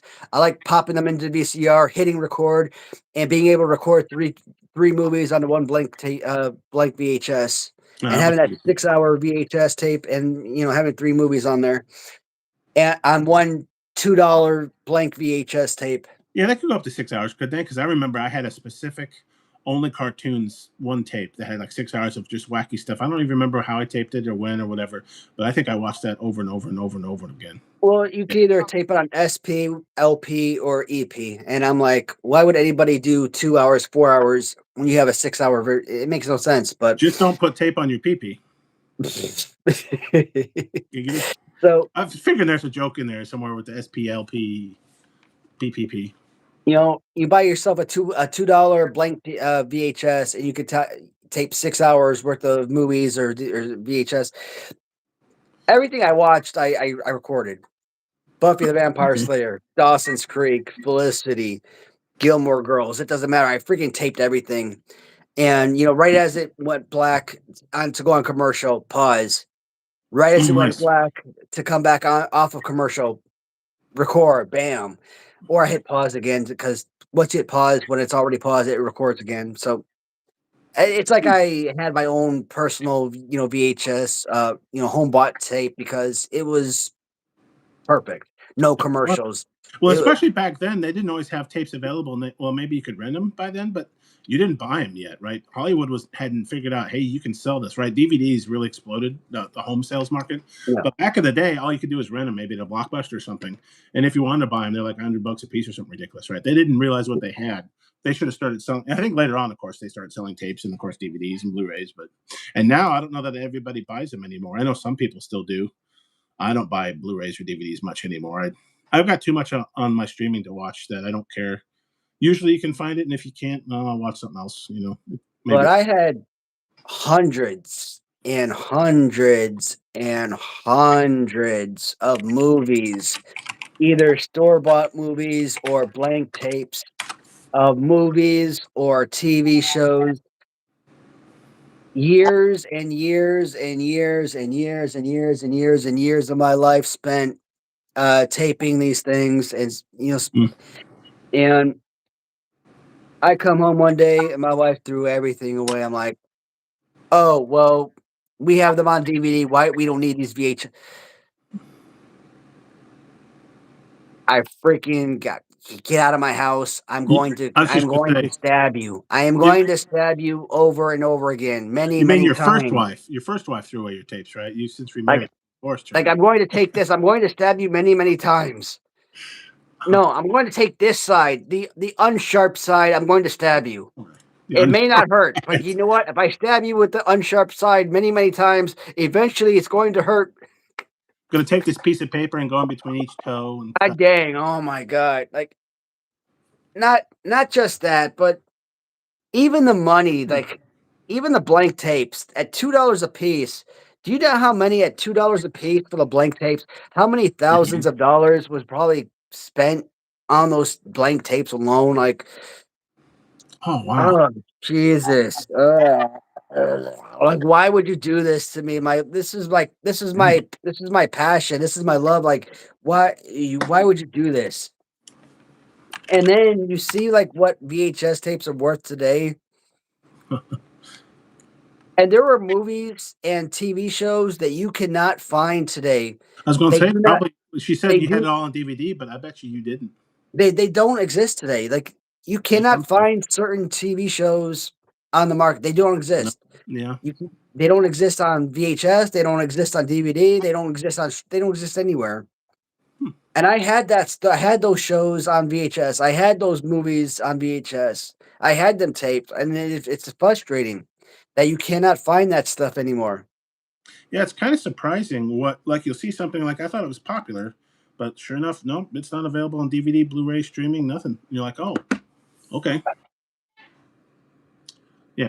Apparently, Kelvin still has all of his VHS tapes, CDs, albums, and cassettes, rubbing it in over there. Can you believe that guy? uh, It'd probably be nice. Probably, if you had to choose, probably for me it'd be figures. But which mm, would you rather have? Your old VHS tapes and CDs. I don't think I think I give away my CDs or sold them now. CDs, albums, and cassettes. Like your media maybe type, or maybe action figures or toys. If you had to choose one or the other, which would you rather have from growing up? I'm probably going with toys, but for me, my tapes because those were my life. have you looked at rebuy any? I think there is because I see every once in a while, like even the wrestling action figure collectors will have like video games and tapes. Like, oh, here's WrestleMania 3 on cassette. I mean, Never I've had bought that. a bunch. I think I bought WrestleMania 1 through 3 on it was like a family owned rental place that was liquidating inventory. I remember buying those as a kid and having them for a while. I had WrestleMania 3, 2, and 1. And of course, you didn't have, the WWE, WWF network or Peacock or whatever. So that was really your only shot at rewatching Hogan and Andre and the weird stuff with WrestleMania 2 and the 5 locations. There's 3, but the Monty Python reference, the 5 locations. No, 3 stuff, 3 locations that WrestleMania 2 was at. Um, And then I'm pretty sure I hadn't seen one yet. 3 was the first one I ever saw live ish. I wasn't there, but Yeah. I remember, I think it was closed circuit because we had to drive to the next major city. And I remember us being in either like a big arena or movie theater or something like that to watch WrestleMania 3 in. It wasn't a movie theater, it was bigger than that. But I was really young. But I remember, the family who had to get out and drive to go to it. Right? You couldn't just order pay per view yet at that time everywhere. I think maybe by 4 pay per view was more readily available. They'd figured it out. I think you could get 3 on pay per view, but it just wasn't not every cable network or whatever offered pay per view yet. So 2, I don't know when I saw, but 3 was the first WWE pay per view I remember. Well, premium live event, whatever you want to call it back then, watching. But it was like closed circuit. I didn't know what that was at the time. But yeah, I don't have any of that stuff. I remember deliberately pitching most of my VHS tapes years ago in one of my moves.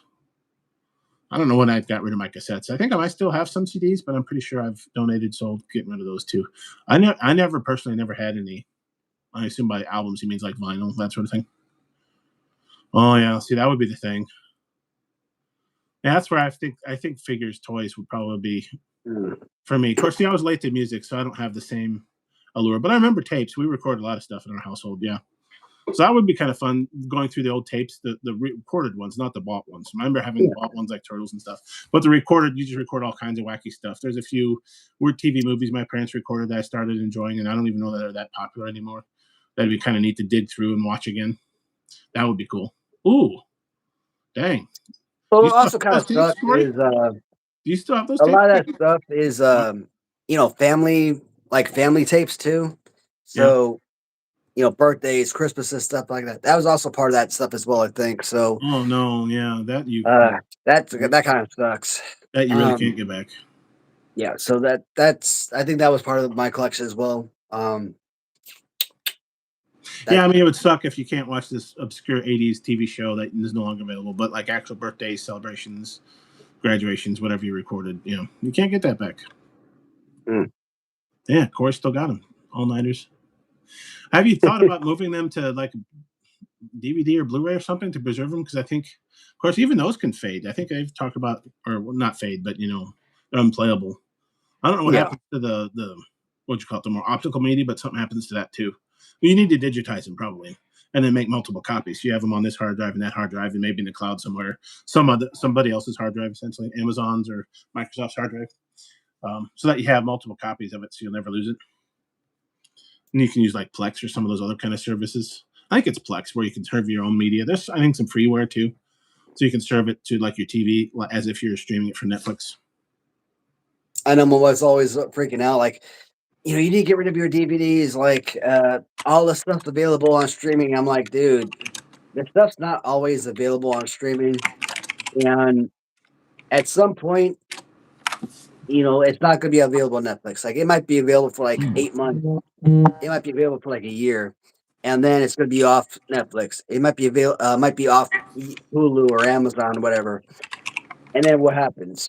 At least when you have it on DVD or VHS, whatever, at least you can have that available at hand whenever. Hey, I want to watch, like the other day we wanted to watch The Witches from 1990. I could have sworn we owned that movie. Like, I have always owned that movie. Like, where's The Witches at? But no, couldn't find it. And I went to my DVD shelf. I'm like, where the hell's The Witches? Not there. I'm like, okay, this is messed up. Like, we had to pay for it. I'm like, on streaming service. I'm like, I ain't paying for this crap. I've seen this movie 100 million times in my life. Mm-hmm. So, and she's like, oh, you know what? It's the holidays. Let's pay for it. I'm like, no, I don't care if this is like a $2 movie. I'm not paying for the damn Witches. I'm like, no, that's. Oh, you want to watch the Anne Hathaway remake? I'm like, God freaking no. I've seen the remake. We've seen the remake. It was a bad remake. No. The original is a classic. I'm not paying for it, though. I will go and try to find that and rebuy it if I have to. I'm going to look for it on VHS because I like the VHS. But that's it, though. But we moved. So, like, maybe it was lost or somebody stole it, like, at some point during transit. But that was a movie that we had at some point. Like, where the heck is it now? Mm-hmm. Yeah, it could have gotten lost too. Do they sell a lot of that stuff on like your eBays and stuff? Can you pick up old VHS tapes and stuff? I've never actually looked. I assume there are Yeah, people. I'm pretty sure that you could find on eBay.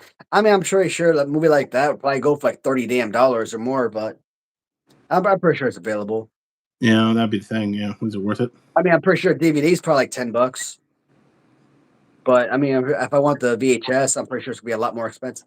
And that's what sucks. Like, Do you have a working VCR to play this in? yeah, we got a couple or a Because few. I don't even know. Can you still buy VCRs anywhere? Yeah. More Really? times than not, you gotta go on eBay or some kind of thrift store. Bad thing with thrift Huh. stores is the one that you're buying from said thrift store, is that gonna be working or not? Oh, really? Did they not test them, or you just I mean, a lot of seen them times, like once if I and? go to like there's this they call it Peddler's Mall, Hmm. and it's sort of like a thrift store kind of thing. To me, I to me, a thrift store should be cheaper, right? Hmm. Right. Like a Goodwill type of deal. Okay. Yeah. But when you go to Peddler's Mall, it's to me, it's like eBay. It's like a mall for it's like an eBay mall because when you get there, you're thinking everything's gonna be dirt cheap. It's like buying stuff through eBay. Everything's like is priced like you're buying stuff off eBay. Mm-hmm. So I mean, I'm like, it's like buying eBay in person. That's how I treat it. Mm-hmm. So it's not really inexpensive. So you could actually take a VCR and plug it in to see if it actually turns on everything. You could find a loose VHS, put it in, hit forward or something, see if it actually does, actually functions. Yeah. So if it fast forwards, plays, rewinds, and everything, then I assume it works, and I'll buy it for that way, and that's no issue. But Hmm. Yeah. I don't even know. I think I have one DVD Blu-ray player even left. Well, I guess my Xbox counts because I haven't played those in a while. Yeah. Yes, that's the thing with that old media. You have to stockpile some of that stuff because I'm pretty sure nobody's making VCRs or cassette players anymore, probably. So you have to buy stuff that was made years ago and hope it works. And then you have to buy a couple of them, I guess, to make sure you always have one. yeah, Hmm. but like all that stuff that we had, like all the older stuff, TV with like built-in VCR player, man, Oh was yeah, thrown away. I remember that. Old school TVs that we used to have. My wife tossed that stuff, thinking that stuff was no longer gonna be valid. And that stuff is what's valuable today, man. Like all of our VHS tapes thrown away. Like why? Well, even from a sentimental standpoint, but also you could make some money off of some of it. Yeah, but she was looking at like, hey, we got flat screen TVs nowadays. Like, what the hell we need with this big ass TV with the big ass on it?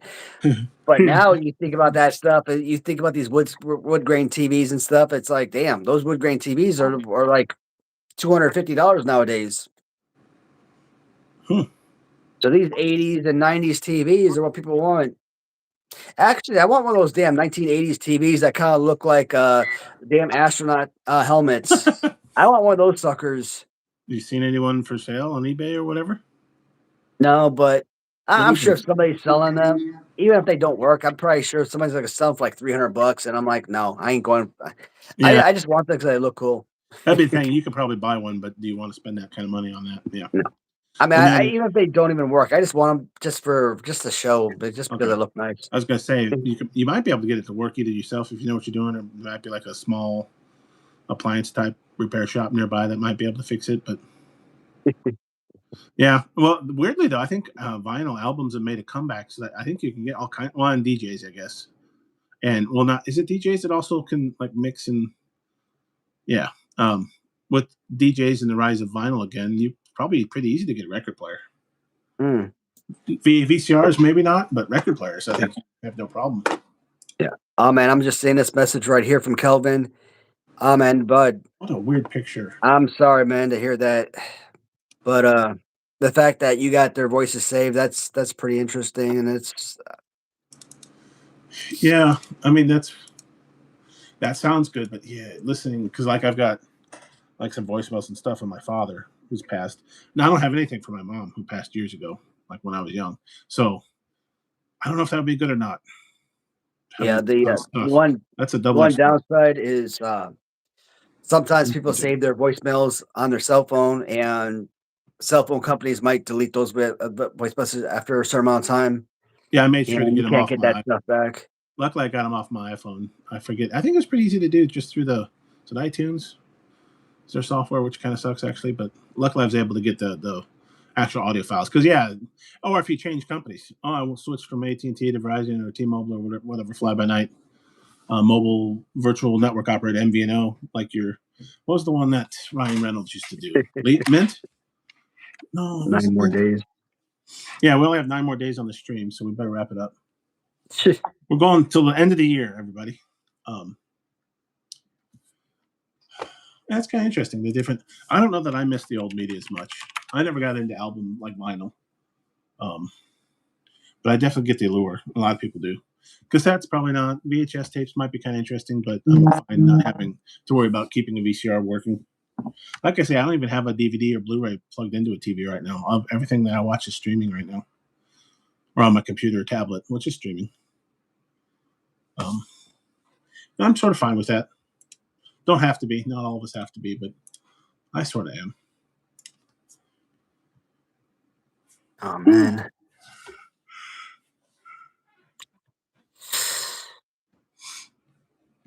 Mm-hmm. I remember when we first moved out of state, my dad got us a satellite dish because he missed like some of the Illinois stuff. We weren't always in Illinois as a kid, but Yeah.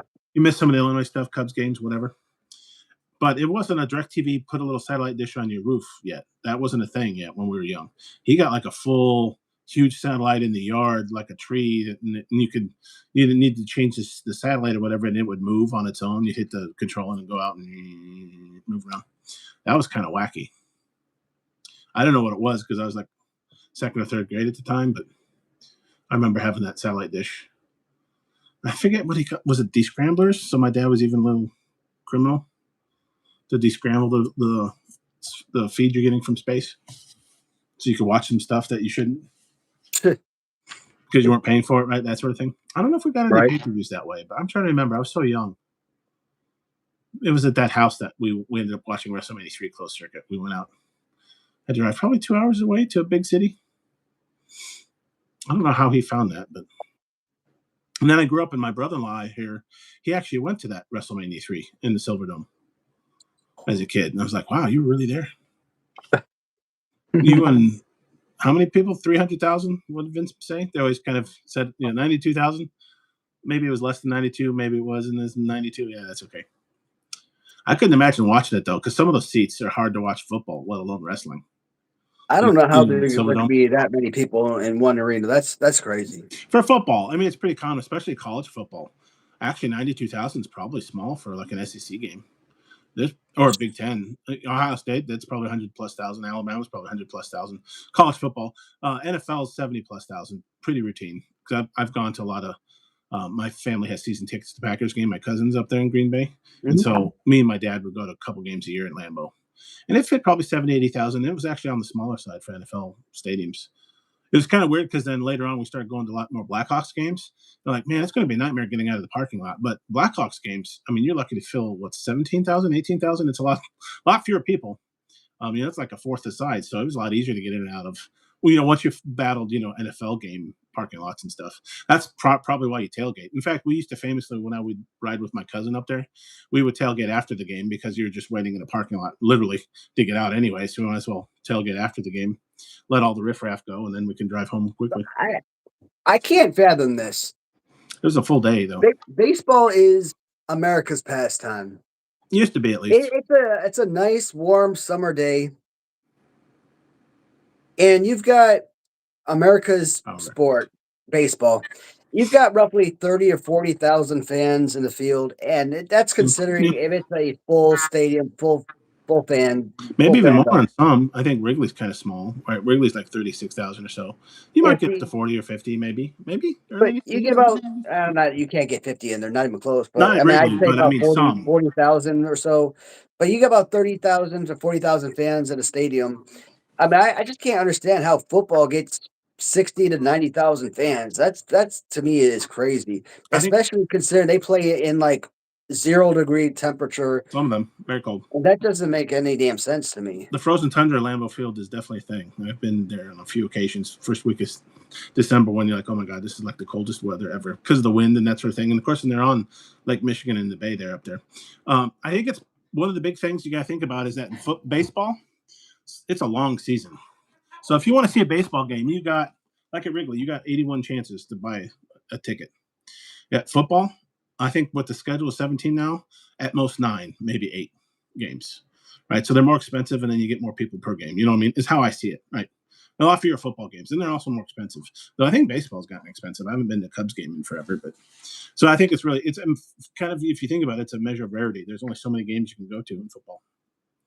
So it's more than 16 games now. That's crazy. 17, yeah, it's 17 now. And so that means I don't know how they rotate, but so some years you have 9 home games and 8 road games, right? And some years you have to have 8 home games and 9 road games because it's not an even number anymore. I'm kind of surprised they went up to 17. I would have saw them going up to 18 for that reason, doing 9 and 9. Well, that was last night, wasn't it? The Ravens game was last night, I think. I didn't watch it yet. I was going to. So the Patriots beat the Ravens, wasn't it? The Patriots? Man, I don't think the Patriots are that good, but maybe they are.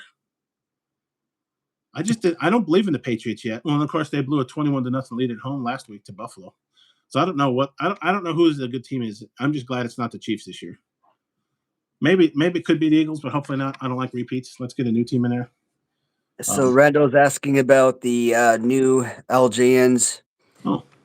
So Randall, Yeah. yes, I was fortunate enough to be able to order all of my figures through the website, through Target.com, pre-order. So I was able to get all my off-board figures and all variants. I think the only one I'm missing right now is one of the, I think John Cena. I don't know if it's the light blue or dark blue variant that I'm missing. I think it's light blue variant, if I'm not mistaken. So I have all 4 Hogans. I think I got 2 black with the light skin and the dark skin Hogan on black card, plus the dark blue card and light blue card, and Dusty Rhodes and Logan Paul, black card, light blue card, and dark blue card, and like I said, with John Cena, the only thing I'm missing on that one among the variants is one of the blue cards. I'm not sure which variant, but as far as being in stores, I've only gone to Target physically in person one time, and that was just because my wife and I were dropping off a letter at the post office, and the Target's like right across the street in that general vicinity. So we were just in the area. And The fake hunt, as they like to call them. Yeah. But am I going to try and get that other missing variant of Cena? No. That's pretty much it. I'm good with where I'm at. Don't want to try and get too many of those darn figures because I really don't care.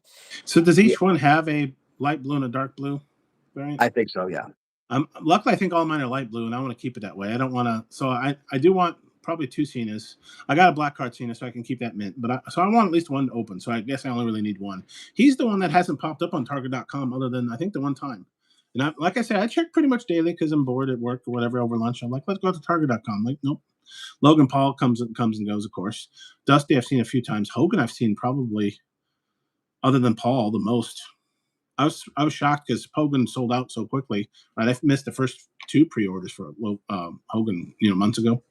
Yep. But I've been able to buy him a few different times. Dusty just really the once, but I think he's popped up again. I just know I don't need any more. But Cena, I have not seen other than the one time I ordered. I ordered one way back when he first was up for pre-order. That's the only time. But I didn't know about the variants. I only ordered one of each. Right, I didn't care at that time. Is it Bundy? So I have friends reach out to me and be like, hey, so and so, like Hogan is available on Target. Get down there and order them. Or I've seen Facebook posts, hey, Hogan is up on Target. Get on there right now and order them. But like I already have Hogan. So I mean, I don't have to order more of them.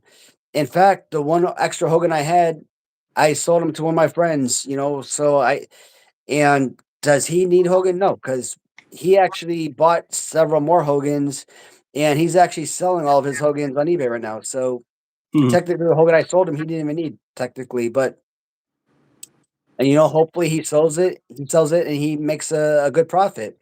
Hopefully, all the other Hogans he bought, he sells, and he makes a good profit. Um, the thing is, I could go out there and buy a whole bunch more, but are these going to be profitable in the future? Are they going to be like the LGNs of the '80s? Are these Hogans going to be worth 100 some dollars? Several $100s, thousands of dollars. 20 years from now, I don't know. I Oh, mean, I would like to think so, but I don't know what they are. I think he's doing the right thing selling them now, though, because I don't think Mattel's going to stop making them for a while. I know right now they're having problems stocking them still. Right there, Yeah. like I think I looked earlier today, and they're all out of stock online at least. I think it did say maybe if I wanted to drive 2 hours, there might be two Cenas in stock in a Target 2 hours away from me. And I'm like, yeah, I don't know if I care that much. I'll keep waiting. It's still early, right? It was only officially in store, what, 3 weeks ago? Yeah. Something, 3.5 weeks ago. So I'll keep waiting. I don't think they'll stop making them. I was hoping maybe the horrible booking all year for Cena, and then his final match was also horribly booked. That maybe that turned people off of buying his figure and make a few for me to buy. But so far, no. Every time I check, he's still out of stock. Predator. Can't find them in many areas. Yeah, I haven't found him in store yet. Mine's have been all online, but I know it was a couple weeks ago. Hogan was up again. I'm like, okay, I'll buy him. And I think I bought 4 because I was silly. I think I got 2 black and 2 blue, but they're both light blue. They weren't the purple, dark blue, whatever, which is fine with me. I don't care. I think they're all the same colored skin. So, because I honestly want them to keep it simple. I don't want to accidentally get a dark purple now, because then I'm like, now I have to collect those too. I don't want to. I didn't even want to collect the black cards, but I think the first 4 I ordered, 3 of them were black card, and those are singles. The Cena, my Hogan, my Paul. The only one of the first original 4 I bought that was blue was Dusty.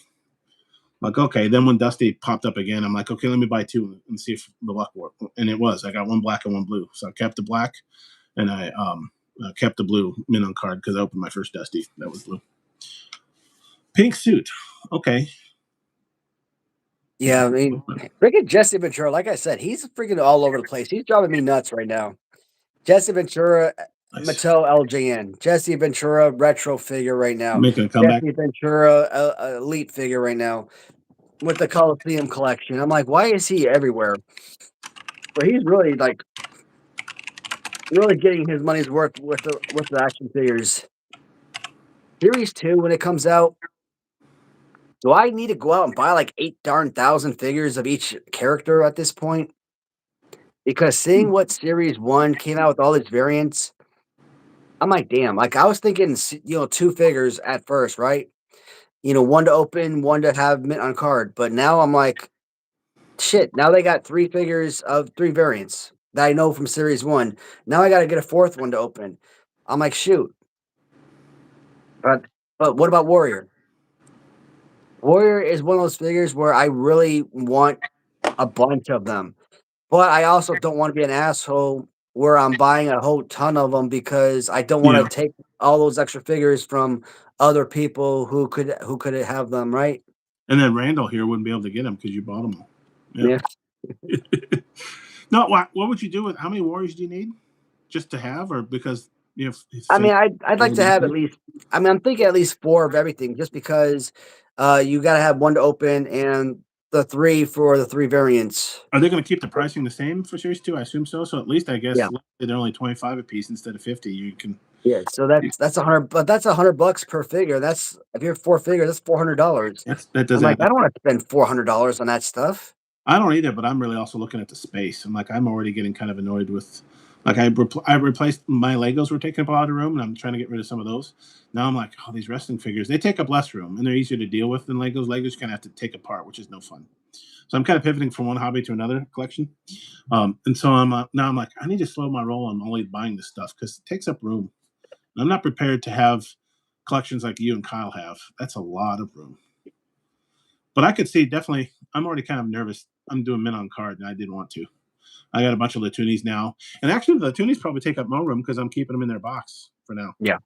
They actually kind of take up more room than the LJNs because I don't have cases for any of them. I'm going to wait and see what AJ comes out with, but I'm almost curious. Like, I don't really care. I'm never going to sell this stuff. I'm not looking at it as a moneymaker, and I don't want to. So it frees me. One big thing is it frees me when I look at the card and it's not perfectly mint. I don't have to fret over it. Oh, or the bubble's damaged. Okay, whatever.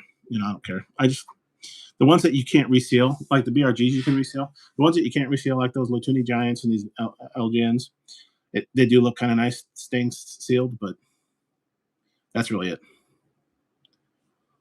Series 2 coming soon. Did they announce? Thinking like February or March, isn't it? Okay. And see, I think they'll still be making Series 1. I don't think they're going to stop making Series 1, are they? Just because they're making Series 2? Oh, maybe. Spring. I mean, I think they got all their figures out already, if I'm not mistaken. I mean, they're still going to be making Series 1, though, I assume, right? I mean, they're still making them now, I think. Mm-hmm. Because they're a big company. I know Mattel dabbles a bit with like Mattel Creations and the made-to-order stuff. But these, since they're going to Target, and probably Target still wants to sell a bunch, they're probably going to make Mattel also. No, keep making them. And that's where I don't know, like you said, what's the value going to be for these? That's another reason why I'm glad I'm not buying them to sell ever. I'm not investing in them. Now, I don't have to worry. I just need to buy enough to make me happy, which I thought would have been one of each until I started getting these black card ones. And now all of a sudden it's 2 or 3 or 4. Oh, yeah, Kelvin. Yeah, see, it takes up room, even if you put them in a box. And then, like, what's the point of having them in a box and then in, like, your basement or crawl space or whatever? Okay, yeah. Yeah, and see, I'm a big punk stan, so I'm like, well, I need to get the punk retro. I don't know. I'm kind of not as keen on Cody, but then I wanted a Jesse Ventura as well. And I'm like, well, yeah, I think it got down again in price. I think it's even gone down since then. Ringside's on what, Black Friday or Cyber Monday sale 4 or 5 now at this point. So I finally broke down and bought a chocolate sprinkle. I'm not sure what that is. Mm. I hesitate to ask because I feel like it's a setup to a joke or something. Yeah, variants. I still feel like the LJNs from Mattel have been quality control hasn't been there, but apparently it's on purpose. I don't. It just feels like why would they go with the 2 colors that are so close to each other, like a dark blue and a light blue? Wouldn't they, like blue and black, definitely different colors? Wouldn't they have gone just with a different color? Like, what was the point of doing another shade of blue? And then I think it's weird. something about the writing on the card too, like assortment numbers or something. People are like freaking out about too. Like that's more variations. I'm like, really? Now that's something people are talking about. Like, oh my god, no, please, no It's more hard enough for variations. me to just get one Axe or Smash related to big rubber guys, let alone you have to collect all 75 versions of the Hogan figure. I'm like, no, I don't think I need to. Oh, I've got too many of them as it is. I did actually buy the Smash finally after 10 million years from Latuni, and I think that shipped out on Saturday. Okay, yeah, I got one right now. I kept him on card right now. I haven't figured out if I should because he's so similar to the Axes I've already opened. Yeah, He's very similar. It's the exact same figure, isn't it? It's basically the same pose, yeah. So I've kept him on card. I don't know how far I'm going with the min on card Latunis yet. I don't know. If he has another sale, I will. That's really the only reason I bought some of those min on cards. I'm like, well, he's practically giving away the Macho and the Andre with and without the face paint. Maybe I'll get one min on card, but especially the Giants because those are so unique and so big. Yeah. Outside of the card, they're big. On the card, they're big. The box is also big. Probably overkill. I haven't decided yet. So I think I got my Macho. I only got one of those, and I only got one of the Smashes, and I haven't opened them yet. I got 2 of the Jungle Machos, so I will open one of those. I'm just going to look at them and see which ones. Yeah, I know he still owes me a carded Inoki, and I think that's it. I know I haven't got my Inoki yet. I don't know about the Ric Flair. I don't know if I ordered that one yet, or if that one hasn't come up for pre-order. I don't remember. Need to check your emails, or maybe even ask him. Yeah, but I know. Didn't he tell you that the Smash was available and you didn't order yet? Was it? Yeah, Smash? He told me. Yeah. Mm-hmm. I don't know that sell out, but that's still nice of him to reach out and like, hey, you didn't order Smash yet. Unfortunately, I only ordered one Inoki, and they're out of. They're out now, right? And he told me that he sent me the factory prototype of the Inoki. That's amazing. That's why I got the open card one. That's amazing because you see, like Collect Major, they sell their prototypes on eBay for buku dollars. Yeah. But yeah, so the Nokia, I'll probably only ever have the one of. I'll probably open it. He's selling them now, but I guess it's to ship to Japan only.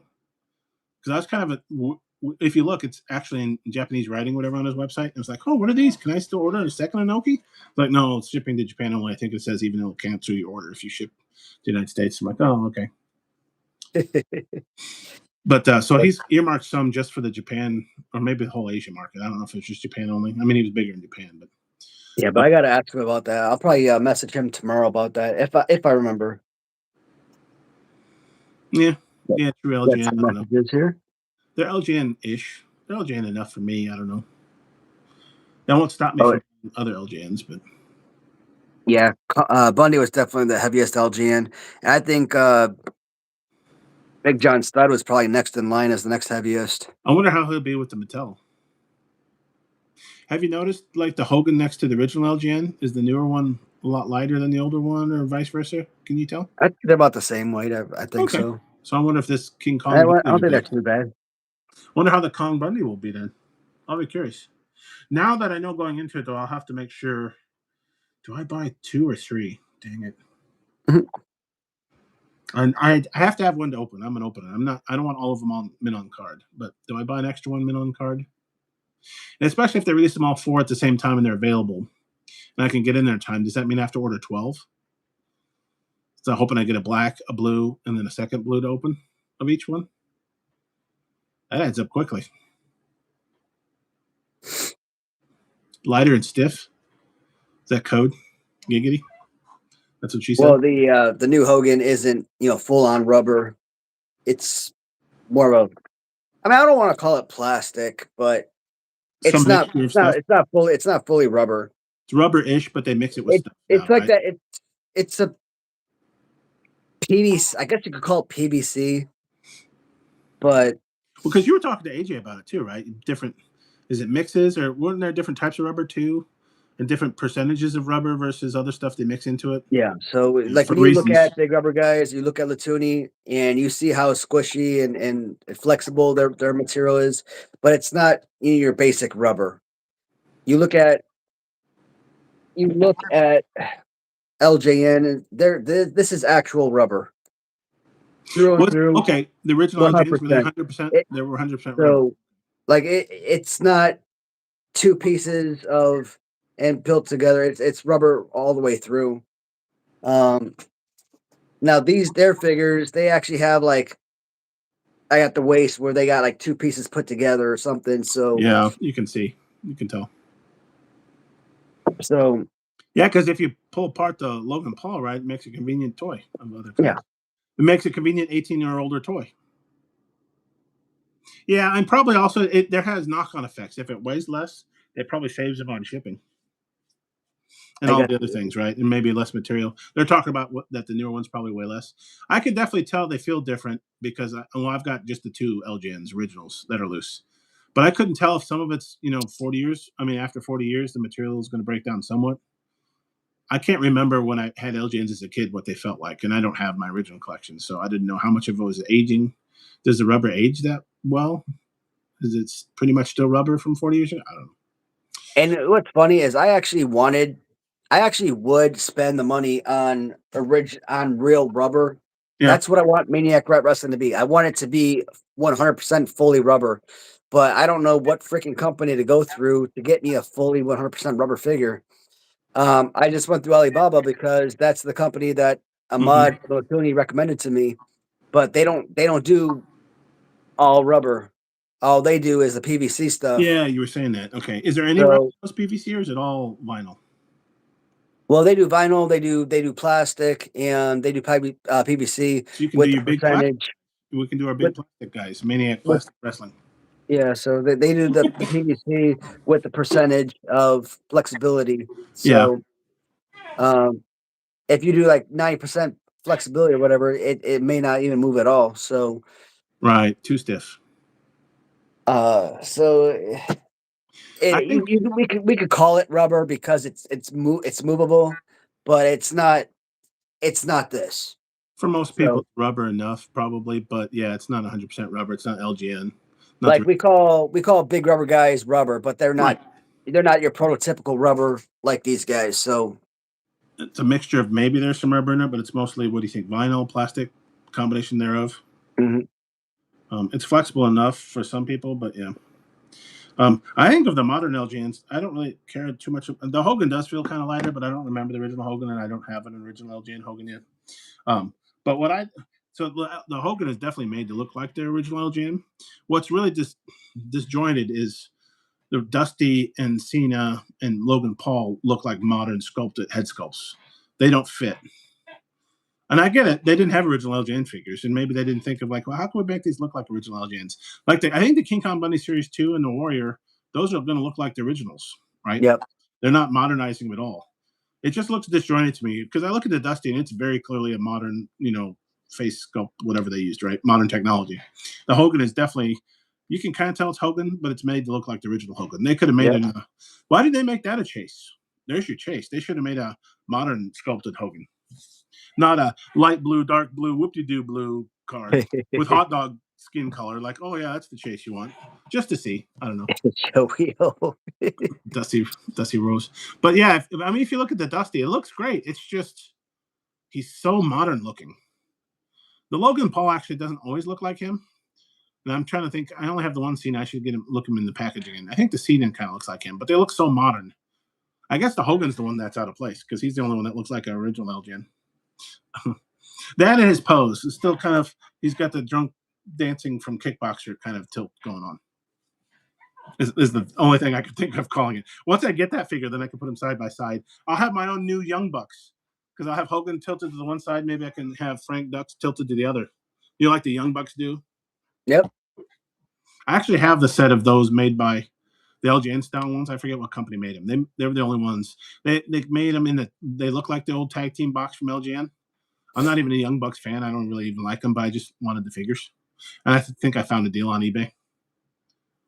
Virgil. Yeah. In fact, that's why they called Virgil. They're making fun of Dusty Rhodes. Vince McMahon was. That's why Virgil got his name, Ted DiBiase's, helper. They're making fun of him. And I think that's why he gave him the polka dots. I still don't think when Dusty finally joined the WWF, because I think early on he was going to give him the title before Hogan even. And I forget why Dusty turned him down.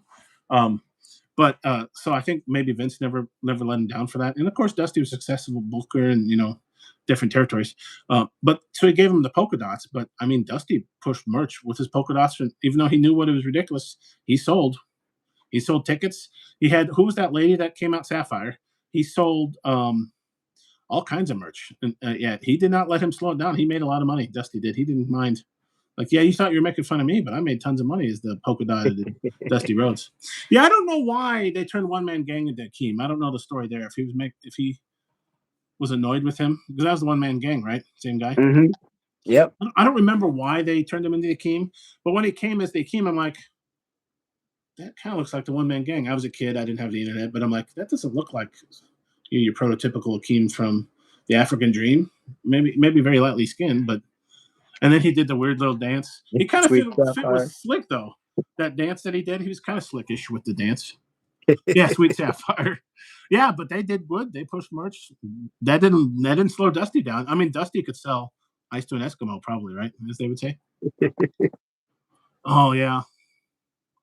There was a lot of interesting booking choices. Yeah, Triple H didn't invent bad booking. I know they've had a bad year of it, but how do you mess up John Cena, though? Like, that's just amazing. Isn't that amazing? I don't know that any of the booking they did this year, the heel turn as a surprise could have made sense. That was a pretty good, like, when he did the nut shot Cody and he turned heel. I'm like, oh, that's pretty cool. But they had no good reason to. Well, his reason wasn't he going to sell his soul? They kind of had a reason. He's going to sell his soul to become a Hollywood actor like The Rock, which you can kind of see because Cena's building up his Hollywood repertoire. You see him in TV shows and movies. You're like, hey, that could work out. And then The Rock's like, no, fuck you. I'm not going to show up anymore. And then Travis Scott should not be anywhere near. I guess he's a good rapper, but he was terrible. I don't know why they had to involve him. Did they get a lot of new fans that were Travis Scott fans? They're like, oh, yeah, now I'll watch wrestling.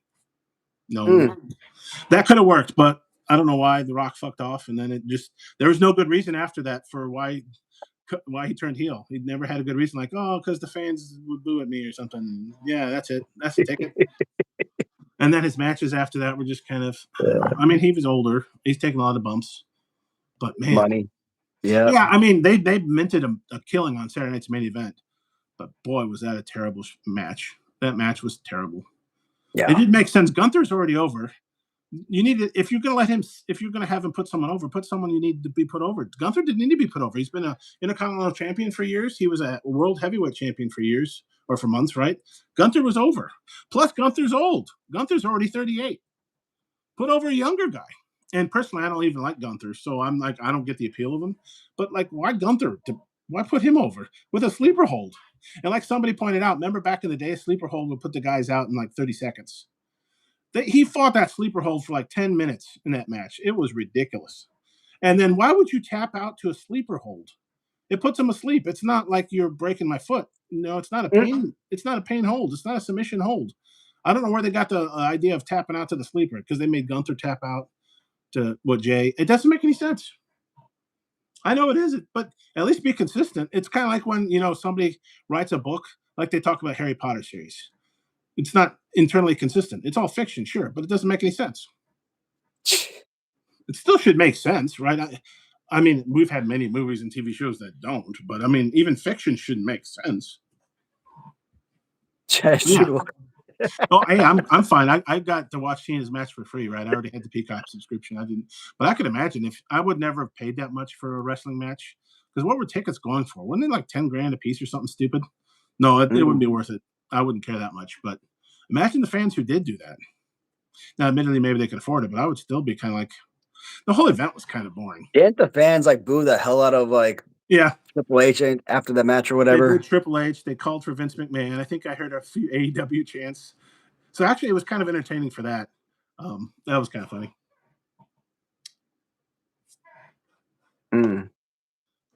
Not since I was a kid have I met any wrestlers. Because I think at one point I haven't lost it, but I had the Bushwhackers autograph. I remember meeting them. Oh, when it went to Raw, he could be. I could see Cena wrestling again. I've heard that it's really hard to give up sports and sports entertainment because of the crowd and like nobody cheers me when I go to work. But if you cheered every day you went to work, I could see getting used to it. Yeah, and you get used to that. Oh, I met Sting. That's cool. Wow. I'll join you soon. Okay. Yeah, Kelvin hasn't watched it in a while. So that was pre-Texas tornado, right? That was when the Von. Hey guys, you quit notice? It's about that time. I gotta join the wife, and the phone is getting ready to die out shortly, anyways.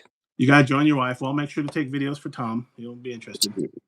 Yep, I gotta film a full-on video too for him. Oh, do you? You got something coming? Another LJN tournament video? Yeah, I gotta film a video for Tom. While the wife and I are in bed. So, Kelvin, have you watched the Iron Claw, the recent TV show? Then he's talking about the Von Erichs. I was wondering what he thought. If you like that movie or not. I don't think it was too bad.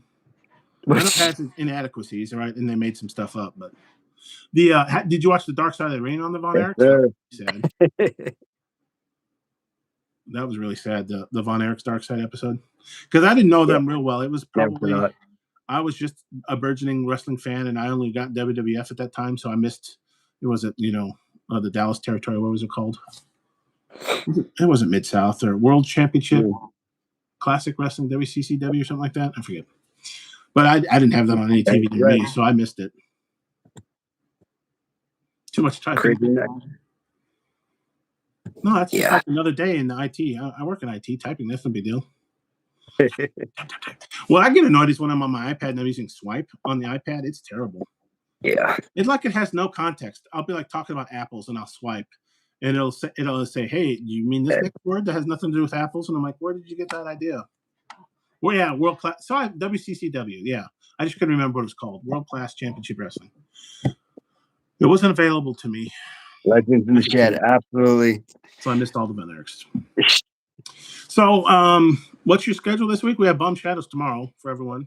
I don't think Bum's here anymore in chat, but tomorrow at 7 Eastern, 6 Central. Check him out. Like and subscribe. Pound all the buttons. What's tomorrow? 23rd? Yep, 23rd. Yeah, 23rd, my last day of the week for work. Wednesday, you might be doing a live stream, you think? Just an impromptu, just you? On Wednesday? Yeah, I don't think I'll be tuning in on. Oh, shoot, man. I haven't decided yet. I don't know what the hell Wednesday is going to hold for me. Play it by ear. With Christmas Eve, I don't think I'll be tuning in at 7 p.m. If I do, it'll be a miracle. I mean, I kind of feel like it's going to be some random time in the middle of the day, just kind of tune in and be like, hey, early Merry Christmas to people, and that's Huh, pretty much going to be it. I'll probably have to It watch might that be then. like it might be like a 10-minute stream. It could be like a 30-minute stream. I haven't, like I said, I don't know. I haven't really decided what I'm going to do that day, but I'll probably be on just to say hi and Merry Christmas, and that'll be about it. Get on at 11 o'clock, 11 p.m. at night, and we'll do a Scrooged Christmas vacation, do like a Christmas movie watch along marathon. I only say Shit, that because I'll probably be home by then. I'll be gone hey, most. maybe have a little TV on the background, Just tell kind of have folks, like the everybody in TV right chat, there, and I start could be like cruise sitting now. like this or something. You might be able to get away Why with it. not? At least once you might get away with it, right? Until YouTube's like, "Oh, take it down, you copyrights and stuff." Man, I'm still mad about that damn last one being taken down. Yeah, and I Shoot. missed it, so I don't, and I have no chance to watch it now because they took it down. Right? I guess what you should do, what the OVP guys do, is they give a free Patreon. I don't know. I think it's free to create an account, and you can put the video up there, and somehow that gets away with it. Because every once in a while they try to do their free stuff to YouTube, probably to get subscribers to the Patreon. But occasionally, for some reason, YouTube will say, "No, you got to take it down." Maybe the song, or what's neat is they'll even show ads from the '80s. Some of the stuff they're watching. It's kind of interesting to see some of the ads. But for some reason, whatever the algorithm or YouTube says, or somebody complains, they have to take it down. They put it up on their Patreon for free, even, which is kind of neat. So that might be a opportunity. I don't know how it all works, but on that note, Cookie? on the brown note, fart. Fart. 3 farts, and you're out at the old ball That's game. what's up. Oh no, 4 farts. That's too far. The number to be counted shall be 3, no more, no less. 5 is right out. Yeah, there you go. Poop. That's different. Yeah, that's too good. Big Sable. Oh, he's back to farting. I mean, that does happen sometimes when you're preparing to poop. Sometimes you get farts instead. That's what's up, man. All right, guys. Okay. Have a All good right, guys. On that note, though, I am gonna kind of close out though, because phone's about to die, and I'm kind of exhausted myself. I'm gonna prepare for bed though. Sounds It's good. like it's like pushing 11, I think, and I'm tired. Getting close. About 10:30 your time. Yeah. Yeah, man. Okay. All right, guys. As always, man. Just gonna shout out to FlytheL for another awesome live stream. Thanks for joining me and co-hosting. For all Thanks of for you having me. guys in the chats, thank you so much for your commentary, for tuning in this week. Um, I guess I'll see you guys on Wednesday for an impromptu live stream, and be sure to tune in tomorrow. Seven. Well, shoot, Bump Yeah. Shadows. So Bump Shadows live stream tomorrow. After that, be sure to tune into my tournament video if you can. Yeah. All right, guys. As always, thanks again, and talk to you guys later. Merry Christmas. Merry Christmas, and Merry Christmas indeed, guys. Happy New Year. Take care, everybody.